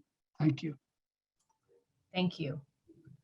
Okay, so next I see the next hand is Frankie Tack. Frankie, are you ready? Go ahead, please. I'm here, Frankie Tack, Department of Counseling and Learning Sciences, CEHS. I just want to speak in support of Carrie's motion. I think when we get down to doing the hard work of breaking down institutionalized oppression, this is the type of thing we have to do. We can't nibble around the edges. We have to get at the structure. This is part of the structure, and there's good science that shows that these measures have a lot of challenges. So I'm speaking more broadly to the fact that we really need to be looking at this through a DEI lens. And so I support us waiting and getting the committee to do a little more work on it and letting us take it back to our departments for more discussion. Thank you, Frankie. Jessica, I see your hand up next. I'm happy once all of the okay. comments, I can wait. Thank you, Natalie. All right, so the next hand is Heather Billings. Heather Billings, School of Medicine. I am in support of returning this to the committee because in addition to some of the other comments that Carrie made, I think the main concern I have with this workflow proposal is, well, one, the short time frame for the faculty to respond, that if they miss that 5 days when we often get these evaluations while we're swamped with things like mid-semester transitions between courses and heavy workload, things that we may not have time to read through every single comment at that point in time, but also more importantly, that the numerical score is not being changed. And so removing a negative comment and losing the context while not altering the numerical score attached to the person who made that comment is going to negatively impact what unfortunately too many departments still rely on as that numerical score for promotion tenure purposes, and often ignoring the holistic approach that they should be following. And so I think we need to make sure that this process does include consideration of the impact of those numerical scores as well. Thank you.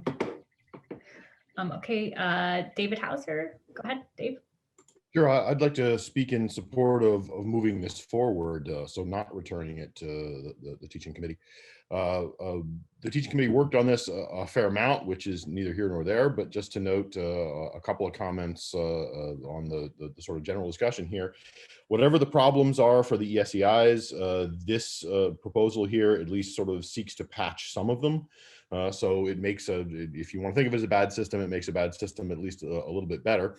As it stands right now, there is really no process for faculty who object to some part of the written comments on the SEIs to have it sort of fixed up. It's solely within the sort of student conduct area. This at least moves it back into a peer review system, if you want to think of it that way. That's why TACO sort of decided to have it be a faculty sort of led committee. The TACO committee is sort of with the provost office responsible for the SEIs, and this keeps it where in a sense it should be over on the faculty side. As for why Carrie mentioned it should work through the chairs and things, I'll just note that some faculty have a difficult time working with their chairs and their promotion and tenure committees. This again takes it away from them and moves it to a more neutral body that can think about and look at the comments that have been flagged and try to make an appropriate decision about whether or not they should be redacted. And in a sense, the chairs and the promotion and tenure committees would never know about it, which is probably the way we think it should be. So again, we're just trying the key point I guess I want to make is that the system as it stands now is not working because again, there isn't a process outside of the student conduct process. This at least creates one. We can patch whatever comes out of this that doesn't work in the future, but this at least creates a process for faculty to actually move forward and redact the things that they do find objectionable. Okay, thank you, Dave. I see another hand, Parviz Famuri, go ahead. Thank you, Natalie. Parviz Famuri Statler. No, I follow your instruction and introduce myself, whatever. So you can blame me for it with this ESEI. We brought it to you before I became the Faculty Senate Chair. This was in early 2000. And we changed it from that 386 IBM print, and we captured the whole thing in ESEI. And always the provost office, C.B. Wilson, told us SEI is only one measure to evaluate faculty teaching. Only one measure. But then the deans use it as the only measure or a high degree of measure of how faculty teach. So to my colleague point is that it should go back to the committee. And not only that, I hope you should look at the whole SEI and know that it's ESEI so easy in the context of faculty teaching and is it the whole thing? And no, it's trickling down to these comments and because it's digitized. And so I am for sending it to the committee, and I am asking the committee to look at the student evaluation of instruction. No, there is no paper anymore. Now it's all ESEI. And what does that role plays in faculty teaching? And I'm not just talking about evaluation and tenure. I'm talking about faculty teaching as a whole. Thank you. Okay, thank you. Carrie, go ahead. Thank you, Madam Chair. I just, if this does go forward, if we do approve this, then we're saying that we are unwilling to give faculty more than 5 days to consider comments that can negatively impact their ability to be promoted, or even could impact their performance pay. We are overlooking the fact that representation on the committee is not sufficient as written into the proposal. And I think overall, I think what we really need to ask ourselves as a faculty senate is, are we going to stand up to, as Frankie Tack mentioned, a structure that disproportionately impacts our marginalized faculty, especially women of color? And if we really are moving towards being a more inclusive and equitable and diverse institution, it seems like this would be something that we would give serious consideration. Surely we can do better. Thank you. Okay, thank you, Carrie. I see Suzanne Kitchen, your hand is up. Please go ahead. Thank you, Natalie. This is Suzanne Kitchen in Chambers College. I would just like to say that I'm on this TACO committee, and of course I support this process of finding a way to remove comments from the SEIs that really are intended to berate and insult and put down professors. That's what I hear from faculty members in my college, and actually colleagues in other colleges as well. Not only have I heard it in the past, but I have heard it even today. SEIs have been released today, and I already have faculty members coming to me telling me that they've got problems. And I told them earlier today, hang out until after the faculty senate meeting. I'll have good news for you, because I expected that this would be passed and I'd be able to tell them how to access the workflow so that they could begin solving this problem on their own. Well, if we don't pass this today, I'd like for somebody in leadership to tell me tomorrow how I'm supposed to handle this with my faculty members. Thank you. Thanks, Suzanne. Okay, Assad Davari, I see your hand. Please go ahead. Yeah, Assad Davari from Berkeley campus. We should remember that the student evaluation is not a signed document and legally has no merit. Now, I agree with Paris that this is supposed to be one factor, but becomes the whole factor. I think the faculty should have opportunity and actually has a right to comment or to discuss those comments to defend himself or herself when it comes, because the chair or deans or those, I've seen that even they copy paste the comment of a student, even though, as I said, they are not signed document and faculty is not there to defend themselves. And then they see it in the other level of evaluation. So I strongly support that it should go back and with some sort of opportunity for the faculty to be able to defend themselves. Thank you. Thank you. Okay, I see Heather Billings, and Heather, this is your second time speaking on this motion. Understood. Yeah, I wanted to emphasize, as I'm seeing some of the other comments coming up, that people are concerned about, wanting to have a mechanism to remove negative comments, particularly ones that are biased comments, things that are either racially or sexist based charge, something to them that that really is inappropriate.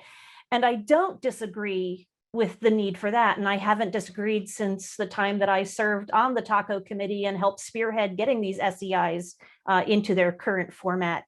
What I disagree with is this particular workflow that only gives 5 days of time to respond.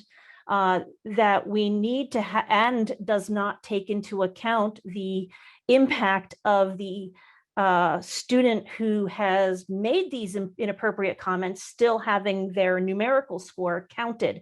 I think those are the two major things I object to in this process that I would say need to go back and be corrected to address these issues. And I would suggest that as the committee reconsider this process, that it be at least up until the time of the next P&T evaluation or their next annual evaluation, that the faculty have time to respond up until the time when they're actually being sent to the department committee. So they have an opportunity for appropriate rebuttal with a reasonable time frame to respond to them. I don't always even see my SEIs within 5 days. They're just, sent to my email in the midst of a end of semester clutter. And I just don't think that's a reasonable amount of time to respond. And so I think something that extends the time period and something that makes sure that the entirety of that student's evaluation be removed from those scores is necessary. Thank you. Dave Hauser, your hand is up. I see you're next. This is also your second time speaking on this motion. Yes, so this will be my last time. I just want to address Heather's comments just right there, although Ashley in the chat sort of did already. The 5-day limit was really about those departments that use the fall semester for P&T evaluation starting in the following January. In other words, for some faculty members, you finish the fall semester and those reports, including the SEIs, are then used by the department's P&T committee and chair in the faculty members evaluation starting in January. And remember, this redaction process takes some time in and of itself. So the process itself is going to need to, within those 5 days, the faculty member raises a flag and says there's something objectionable here. And then you've got to kick the whole process going, right? The committee has to meet, they have to hear from everybody, they have to make a decision, and the redaction has to be put in place in the file. If there's only a limited amount of time over a holiday for that to happen. And so, again, I don't think anyone on TACO wanted a short time frame here. It was just given the fact that some departments move very quickly from the end of a semester to that semester being used in a faculty member's evaluation. You sort of have to put a time limit on the faculty member if they want to get engaged in this process. The alternative is that you're going to give the faculty member through the spring semester. The P&T process will move forward looking at the file unredacted, and if faculty members at that point, there's hardly any point to a redaction. So it sort of needs to be a very quick turnaround, or else we need to move the P&T calendar, and obviously that's a heavy lift. As for the issue of leaving out the numerical scores of the people who've had comments redacted, again, there's a point of debate there. The TACO committee addressed that and just thought that the numbers themselves are not inherently worthy of being tossed out. Their data. Someone says something that's offensive, that doesn't mean that their overall comments in terms of the numbers they're using should be thrown out. Again, there's a point of debate you can be had there, but at least that's the decision that TACO made. And again, I'll just reiterate what Suzanne said, just to conclude, since I don't get to say anything else, that there is no process at this point. And so whatever the flaws are of this process, which again can be fixed, if we vote this down and kick it back to TACO, we'll have no process in place whatsoever until something can come out and move forward. And that's not a good way to move forward.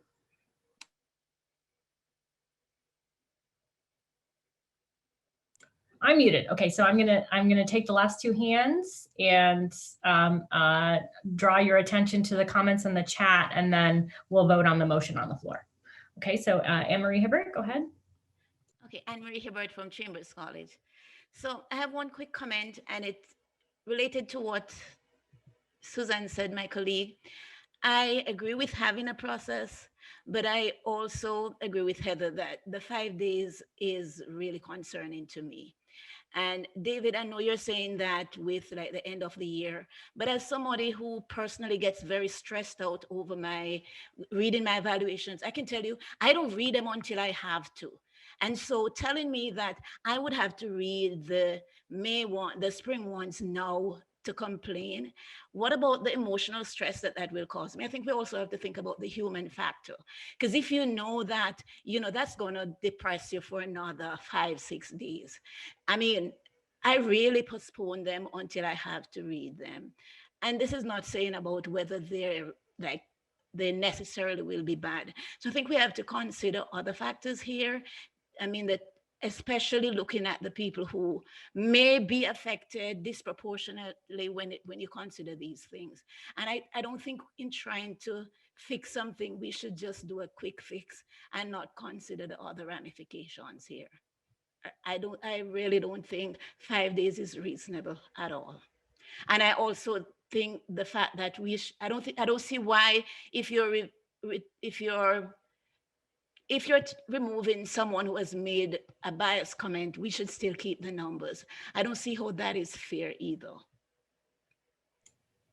Okay, thanks, Anne-Marie. So Marianne, and then I did say, Marianne Downs, and then I did say I'd give Jessica Vanderhoff the opportunity to respond. Now, if there is anybody else, I see, so Frankie, I see your hand is up. If you could include your comment in the chat, and that way people can see them, and I'll direct people's attention to them. So Marianne, please go ahead. So Marianne Downs, School of Medicine, and I do sit on my departmental P&T committee, but I wanted to put in everyone's mind, there is a process by which when you are completing your digital measures for the course, where your SEIs are, to attach a document that you can use to state if there is an issue with a comment, if there's an issue with your SEIs that you want the committee then to not consider, or to consider this in context and give context to those comments. So there is a mechanism that is already there within digital measures. I even have it pulled up if you want me to share my screen, but there is a mechanism there. So this process was to remove things that are, and the criterion for what is available are things that are in violation of student conduct. So keep in mind that there are other processes, and that is all I wanted to say on that. Thank you, Marianne. Okay, Jessica Vanderhoff, and Parviz, include your comment in the chat, please. I won't be calling on anyone else on this motion. Thanks, Natalie. So just to talk a little bit about the items that Carrie, Frankie, Heather shared. So while I am in total agreement that the process, the overall ESCI has to be overhauled, I'm not in disagreement there. You do have to understand that that is a 12-month, 18-month, 24-month process. And so the goal of this particular project, right, was not to attempt to revamp the ESCI in the midst of COVID, right, but was rather in direct response to faculty's concerns that there was no mechanism in place to redact offensive comments. And so this is not the perfect solution for everything. This is just a fix to that particular problem. And as Dave pointed out, the 5-day time period was very intentional.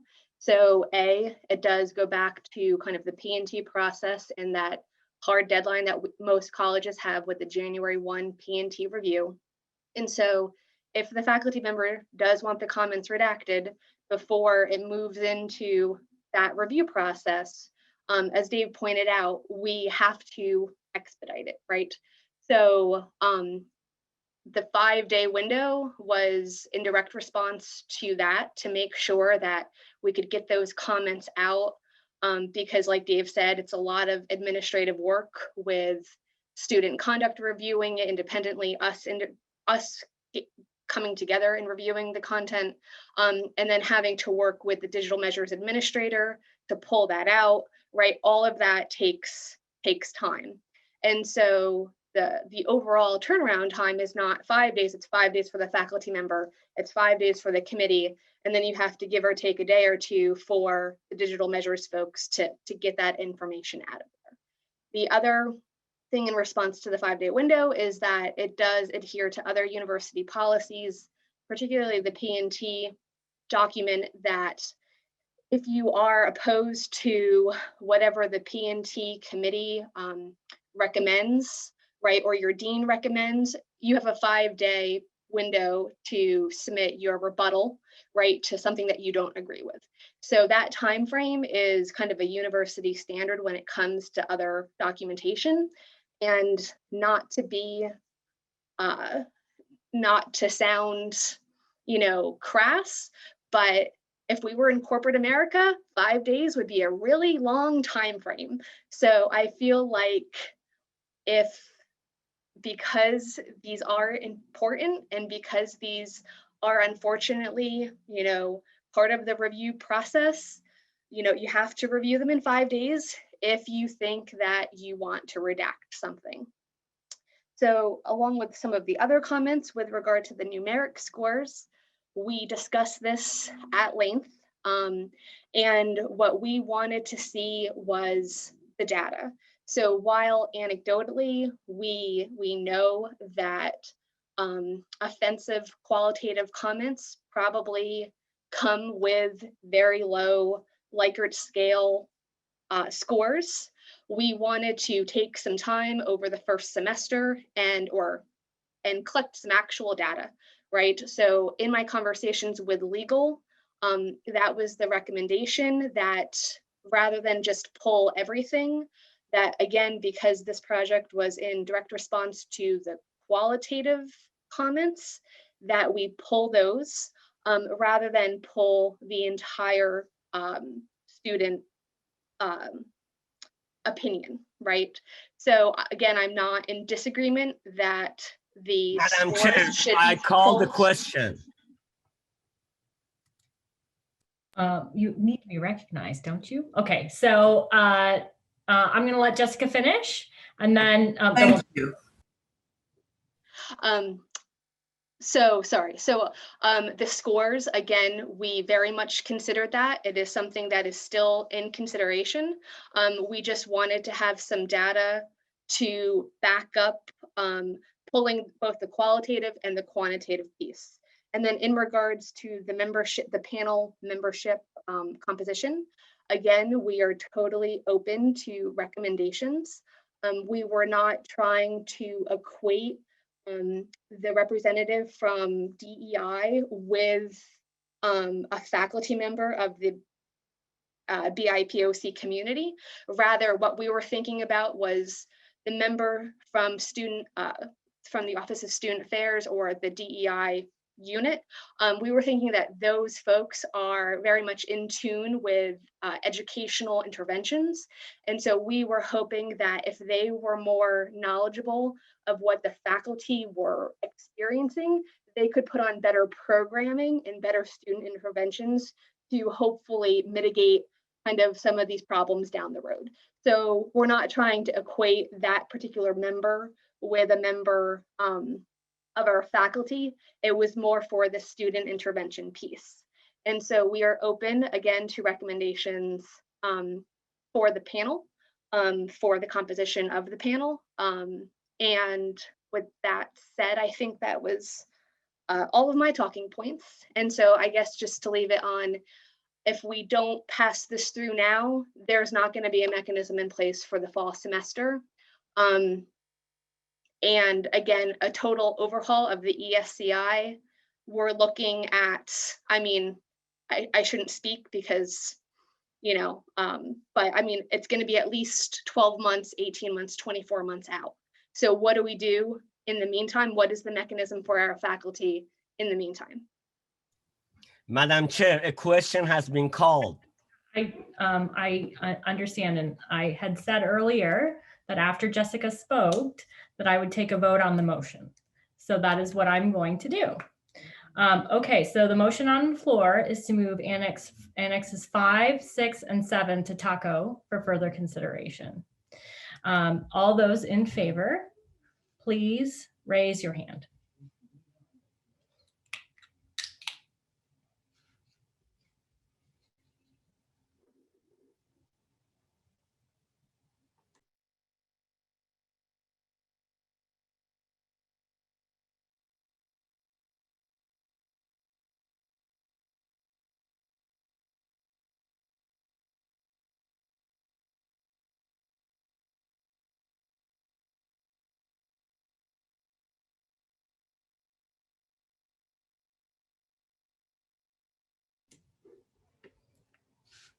Okay, I'm closing the vote, Dave.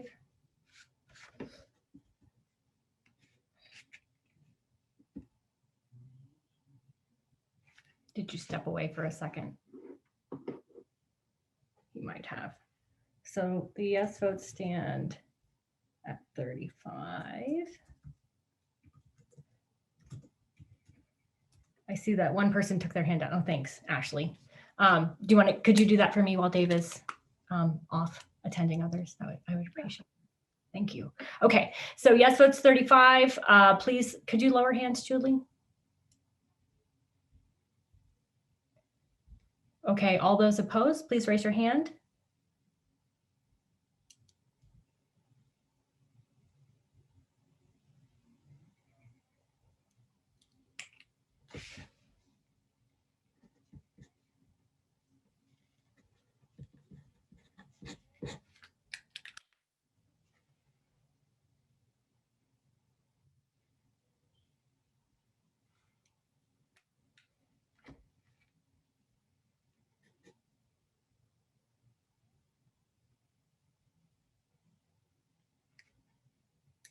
Okay, I'm closing the vote. Okay, so this motion required a simple majority in order to carry, and it does not have a simple majority. And so we will move on to vote on the annexes, the workflow. So annexes 5, 6, and 7. Okay, so I am going to combine the annexes 5, 6, and 7 into a single votable measure. Okay. So all those in favor of approving the Annex 5 ESCI workflow, Annex 6, the recommendation to establish an ESCI review panel, and Annex 7, the ESCI complaint form, please raise your hands.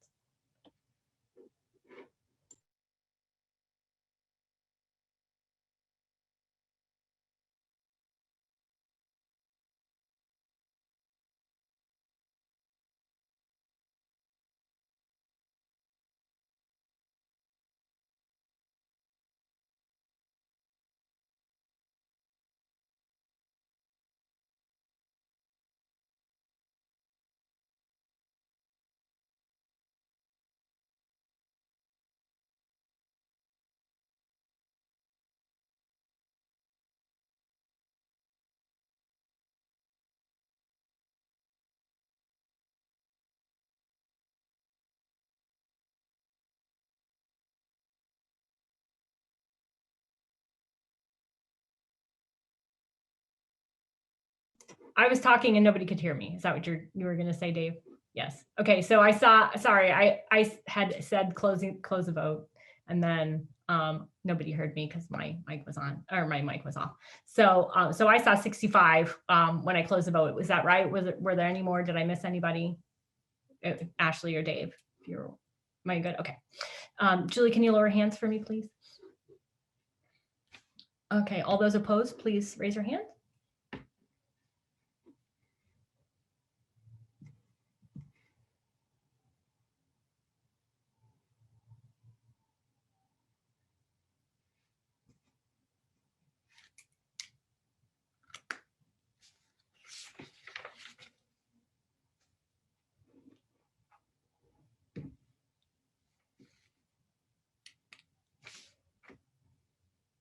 Okay, I'm closing the vote.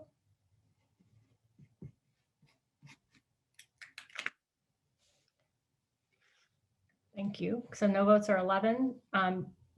Judy, do I need is this also a simple majority, or does it need a certain number of the Senate body? It's a simple majority as well. Majority. Okay, so the motion carried, or the annexes are approved. Annexes 5, 6, and 7 are approved. Okay, very good. Thanks, everyone. Next, we have a sustainability committee report from Sean Grishecki. Sean, are you still here? I'm still here. Thanks, Natalie. So hopefully everyone's had a chance to look at the resolution that was developed out of the Sustainability Committee.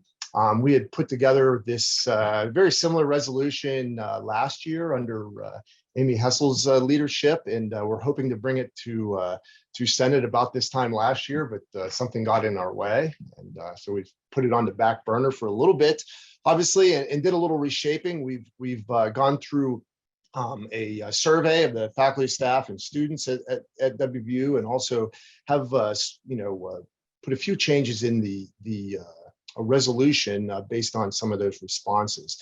It should be known that some of the background data that we collected, that approximately over 60% of land grant institutions in the U.S. have some sort of published goals to reduce to achieve sustainability, reduce emissions, or achieve some sort of carbon neutrality. WVU not being one of those, and more students are starting to use this university's commitment to sustainability in their decision. So I think it's very important for the Senate body to take our motion on and to consider it for passage, especially in light of the work that we've done and the survey of the current faculty and their commitment to sustainability. So with that, without going into too much work, hopefully everyone, or too much detail, hopefully everyone has had a chance to look at it. And if there's any questions related to the resolution, I could take those. Questions on Annex 8?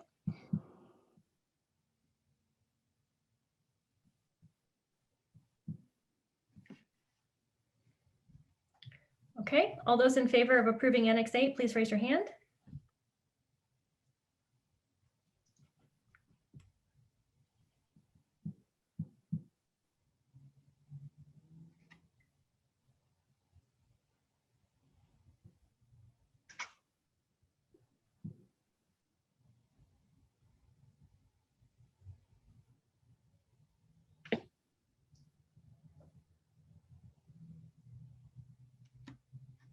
Okay, I'm closing the vote.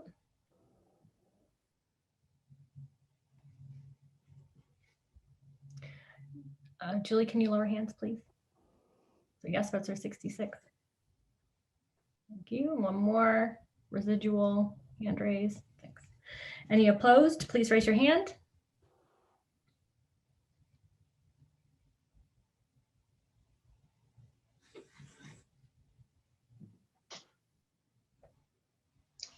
Okay, closing the vote. Yeah, I'm closing the vote.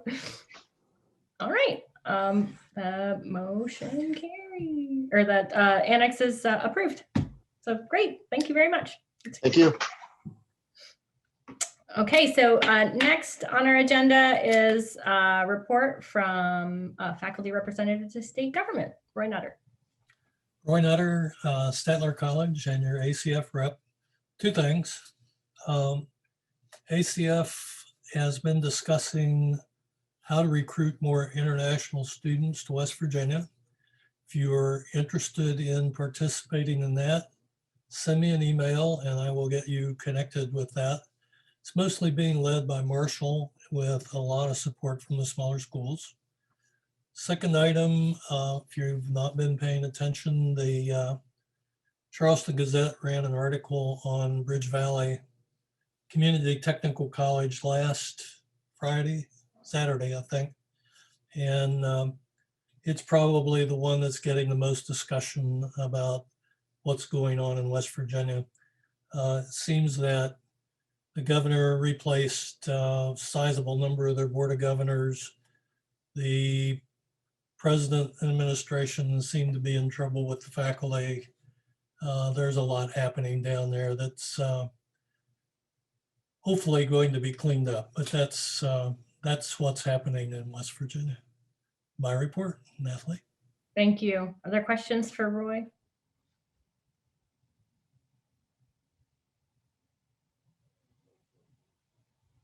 Okay, thanks again.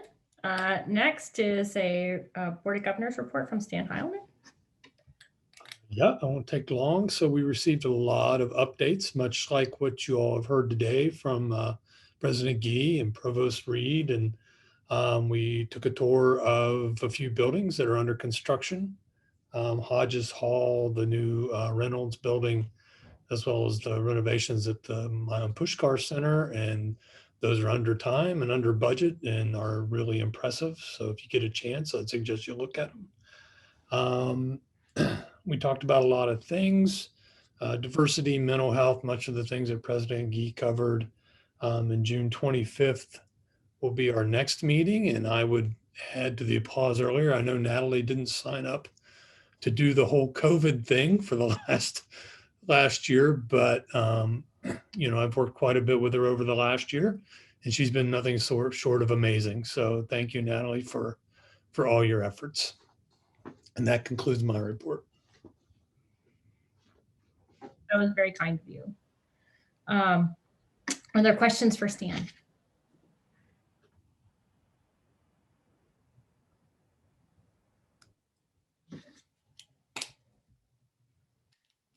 Okay, so we'll move to our next item, which is a confirmation of a new faculty representative to state government. So, so last month, Roy informed me that he'd like to step down from his position as faculty representative to state government.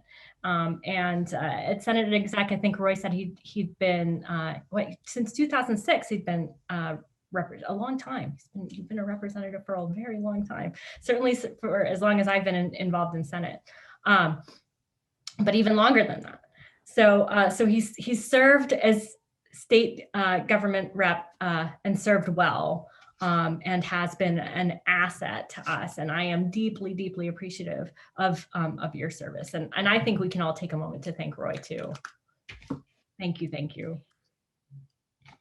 Thanks, Roy. Yeah, exactly. Natalie, if I could just say something before you move on. Roy has been such a wonderful asset to this university. He's highly respected around the state. He follows every nuance that is going on politically. He learns more about it than I think that we do collectively. And he's just been a wonderful, wonderful leader. So I would be remiss if I did not publicly thank Roy for the good work he does in representing the best interest of the university in the state. Yes, agreed. Yes, Assad, please go ahead. Well, as an ACF representative from Berkeley, I work for Roy. Of course, I know Roy for many, many, many years, but definitely ACF will miss him. He is the best leader for ACF, as far as I know. Thanks, Roy. We're going to miss you. Yes.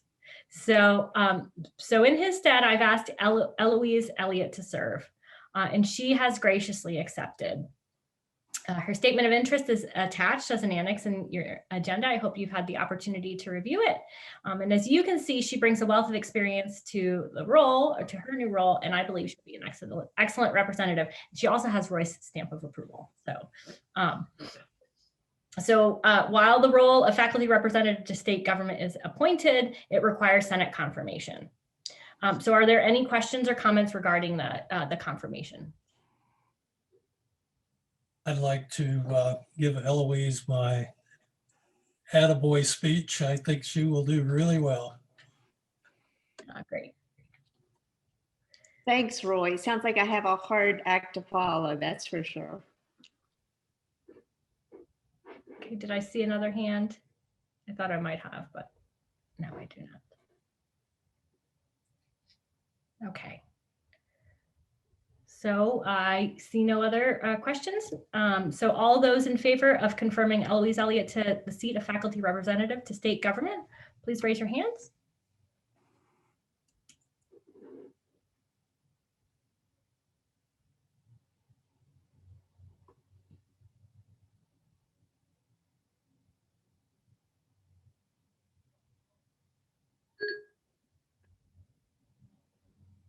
Okay, closing the vote.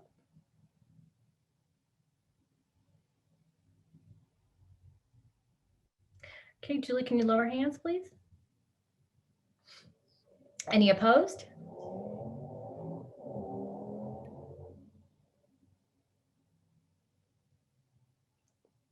Okay, I'm closing the vote. Okay, congratulations to Eloise. I look forward to working with you. Thanks, everyone. I'll do my best. I'm sure you'll be wonderful. Okay, so our last item is new business. I believe that there is new business to be discussed. Carrie, I saw your hand first. So well, yep, go ahead, please. Okay, thank you, Madam Chair. Mine's quick. I want to make a request to get approval to link our end year report to the committee's, to the Inclusion and Diversity Committee SharePoint page. The current mechanism of linking to our end year report as an annex in the September meeting minutes creates an accessibility issue for the WVU community, even our own committee members. Committee reports contain important summaries of faculty work and recommendations, and as such, these should be easily accessible. And this is especially timely as WVU leadership recently launched the new Inclusive Campus website, which links directly to our Inclusion and Diversity Committee SharePoint page. And so what we would like is to have our committee year-end report, which includes important information. We're going to have data and recommendations to guide inclusivity efforts across campus. We'd like to have that linked on our SharePoint page. And this simple change to better disseminate information would work to better include faculty voices, demonstrating WVU's commitment to inclusivity. Please go ahead, President Gee. Oh, no, I was just saying, I think that's a great idea. And we do have that that website now, which I think really encompasses everything, Carrie, and I think that's an excellent idea. So I think we just should do that, Natalie, and make that happen. Okay, well, we'll take that under advisement and talk to Ashley, our new chair-elect. So, okay, so our next chair. Yeah. So, and Natalie, I just one more thing. I just wanted to tell you that Pfizer has just approved, has just been approved for vaccinating 12 to 15-year-olds. And so we are going to have a clinic for all of the children of our employees starting tomorrow. So anyone who wants to get their children vaccinated will have a clinic starting tomorrow. And I just wanted you to be aware of that, okay? That's great news. Okay, so Scott Critchlow, I'm sorry, I saw your hand up, and you are next. Okay, thanks, Natalie. And I'm very sorry to add more work to your last meeting. And hoping my dog will not bother me while it is. So I'm going to put a resolution in the chat.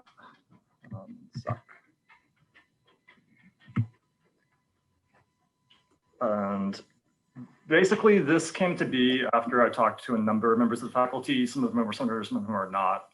And the overall interest is in requiring vaccines for all WVU students. And people tend to think that if we would require that, it would only be fair that faculty also would be required. This comes from a variety of viewpoints. One, of course, is just the very basic one that we're still in a pandemic that's killed over 575,000 Americans. And while things are going in the right direction, we're still far from out of the woods. And while the numbers that Dr. Kevin talked about before are great for like late April, when we look forward to August, September, we don't know what things will be like with a full campus again, with full classes again, with many more classes, with no mask mandate around town. Just like the general kind of health concerns are a big part of this. Some people also thought it was very important just to sort of show a commitment to model good behavior and to model kind of a leadership role in showing how important we think it is that it's something that everybody should do to care about people, their fellow mountaineers. And of course, also it's kind of keeping in with what a lot of our schools are doing. And of course, a lot of those are privates, but a lot of them are large public universities like Michigan, like Rutgers, the Cal system, University of Washington, Oregon State, the list goes on. Also, of course, like the big private land grants like Cornell and MIT. And probably actually the harshest from some perspectives, or the most appropriate from some perspective, mandate actually comes out of the Colorado system, where our former provost, Therese McConnell, is, where every single student and every single faculty member and every single employee of any sort who doesn't have a legally mandated exception must be vaccinated. And so, kind of working off of those concerns, I put this together. And so, I've sent it around to some of the senators earlier today, trying to type in 120 email addresses. Didn't quite fit into my morning schedule. So I think I got through about half of the colleges in terms of the senators that I sent it around to. So if I didn't send it to you earlier, I apologize for that. I realized this was kind of like a last minute thing. But some people think it's extremely important to do. So I want to make sure that this was put forward. And of course, I do want to stress that last whereas is that the university already requires students to have several vaccinations. And so if we require it for tetanus or we require it for polio, which I don't have any idea the last time polio killed somebody in the United States, it seems weird to not require it for something that's killed over 500,000 people in the United States. And so the new business I have is just putting that forward for consideration by the Faculty Senate. Thanks. Thank you, Scott. Are there questions about the resolution to require vaccines for faculty and students? And staff. No, the resolution doesn't say staff. Well, we can't do it for one without the other. There's equity. Well, Scott, first of all, I appreciate it. So first of all, you heard from our faculty or from our health leadership. We think that we're doing exactly the right thing given all the information we have. There are three issues that I think are important here, and I for one think that everyone should be vaccinated, but I think it's an act of kindness. I'm not certain it's an act of mandating. Number one. Number two is that our health protocols have been very successful. We have not had one case of an individual dying from classroom exposure, nor do we even have evidence of someone having been infected from a classroom exposure on this campus. So you're taking a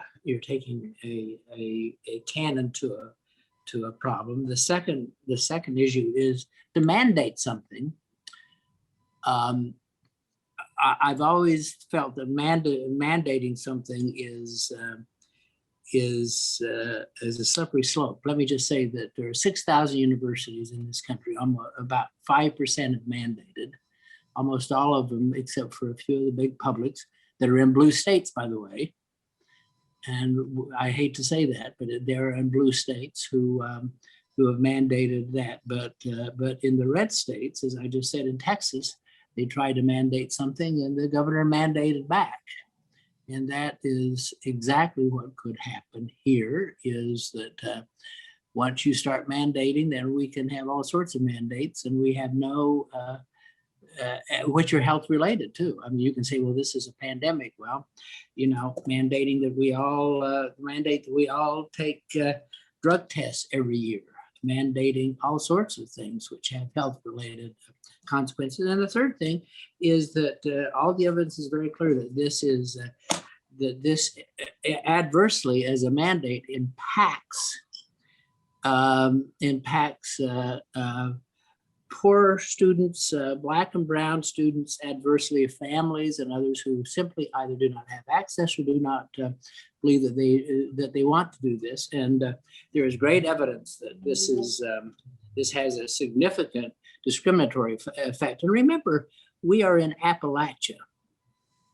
And our modeling good behavior is to get people here and make certain that they are successful and following the mandates of or following the rules of getting people here and increasing their knowledge about such things, I think is enormously important.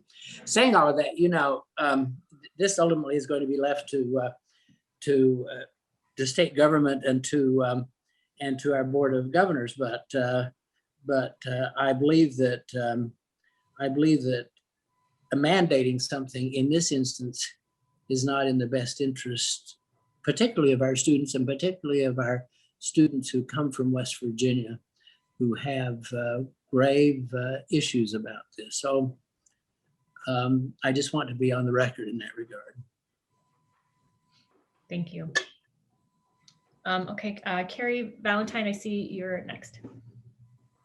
Thank you, Madam Chair. I just want to say I've heard from several of my constituents, especially this past day, about this proposal to mandate a vaccine.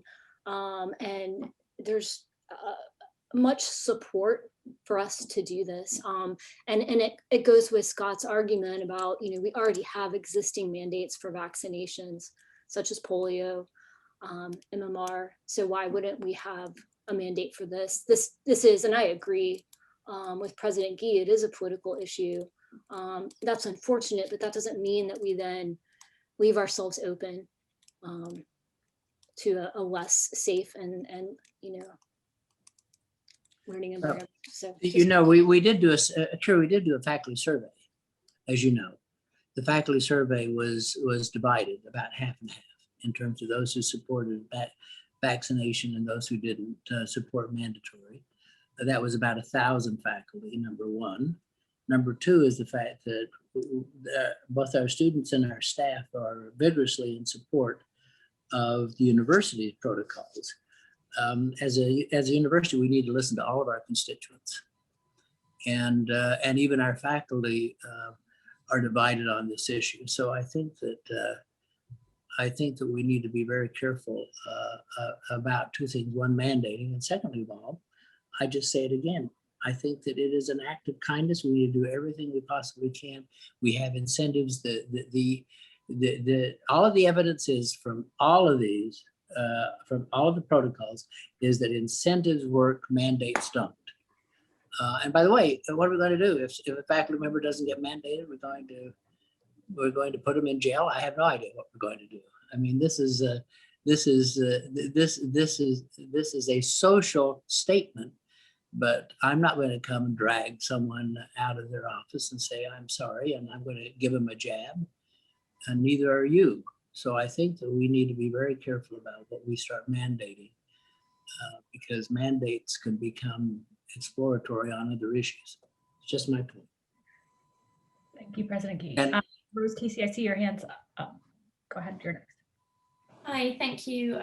Rose Casey, Department of English, Eberly College. So I have been in touch with a lot of faculty within Eberly and across the university. The majority of faculty in Eberly support a mandate.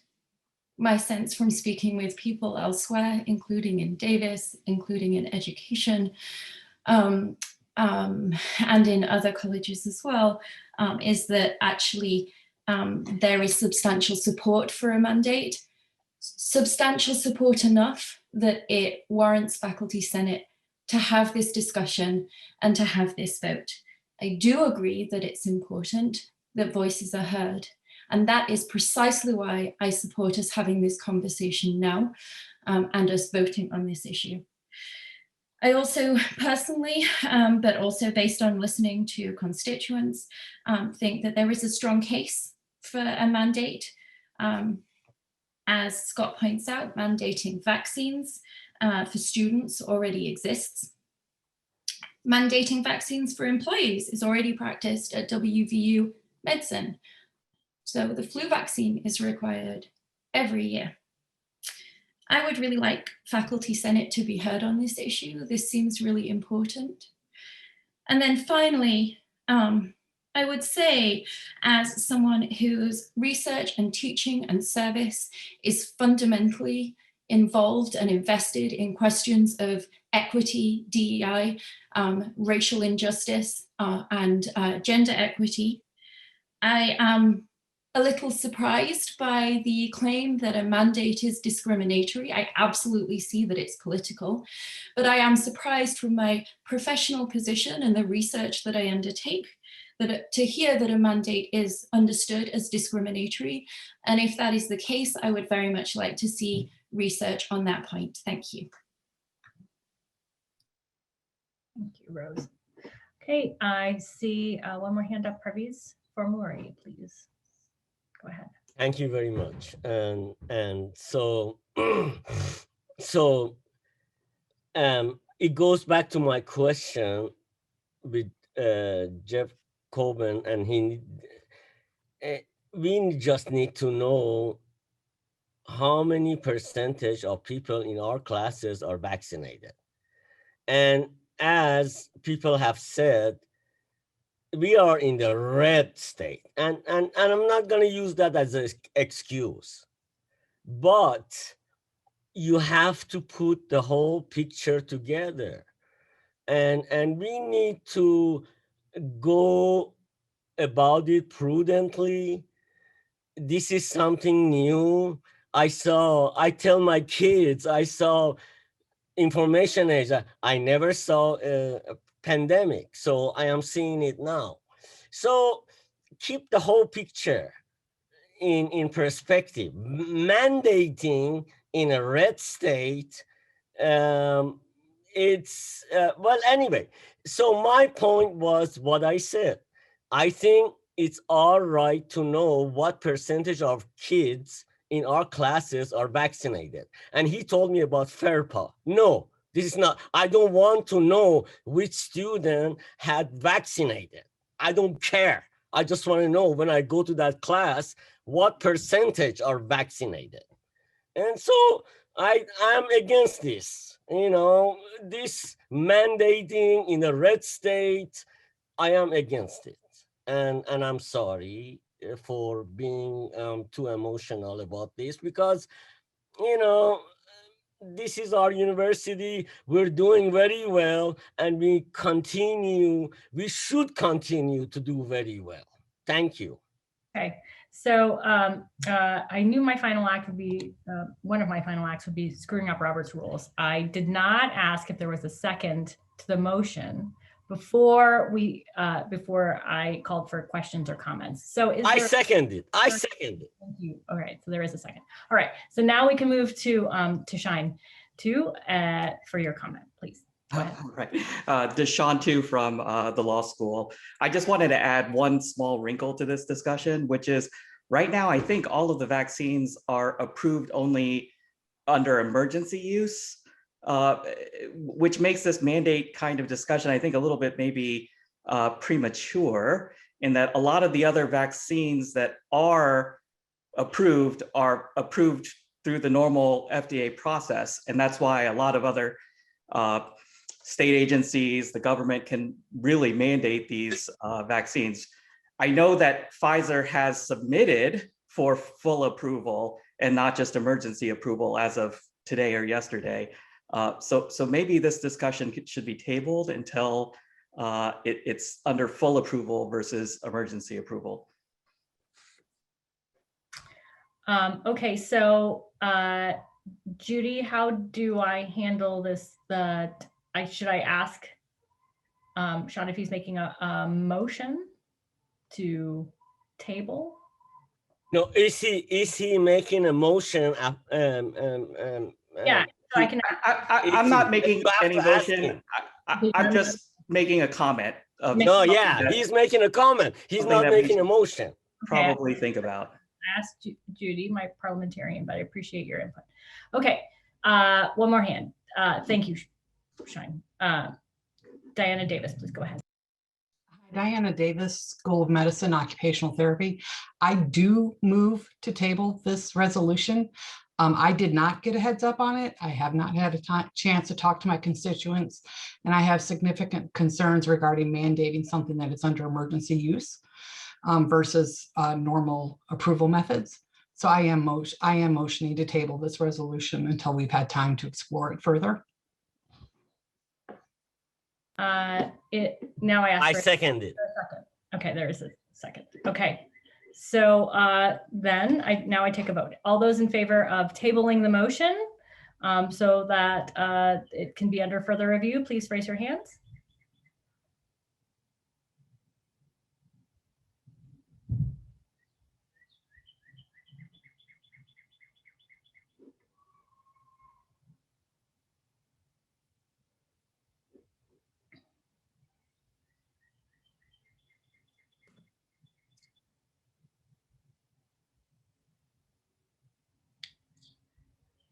Okay, I'm calling the vote, or calling that, sorry, not calling the vote, closing the vote. I saw 60. Oh, thank you. Okay, 60 votes to table. All those opposed? Oh, wait, hold on. Please, Julie, could you lower hands, please? Thank you. Any opposed? please raise your hand.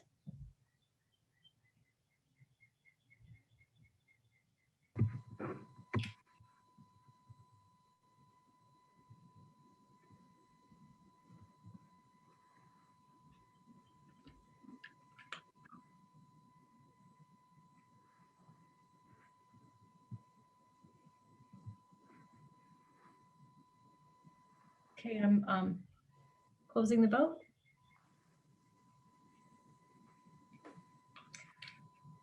Okay, the resolution is tabled.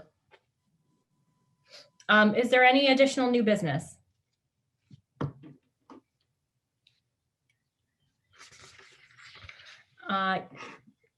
Drew, next, do you have your hand up for new business? Yeah, I had just put a comment in the chat that since we're tabling this, I assume we'll have a June meeting to discuss, because otherwise we won't until it's too late. I can have a June meeting. I could do my speech over again, and this time I won't cry. Well, I'm sorry about that, Natalie. Okay. But if we do table it and we wait till the next meeting Right. in Then August, then it's a moot point at that point, right? Yeah, right. You're right. Okay. That's all I want to say. Yeah, thank you. Okay, so is there any other new business or any other comments or questions? Okay, is there a motion to adjourn? This is, I think, the longest meeting we've had. Thank you. Thank you. Okay, and I didn't hear a motion. You're good. Thank you. Most, and I'd like to the see your motion glow. adjourned. Yes, One of the best. Second. Second. Okay, very good. All right, we're done. Thanks, everybody. Thank I you want to again, see Natalie. your glow. Sure. Thank you, Natalie. You're welcome. Take care, everybody. Yeah, take care.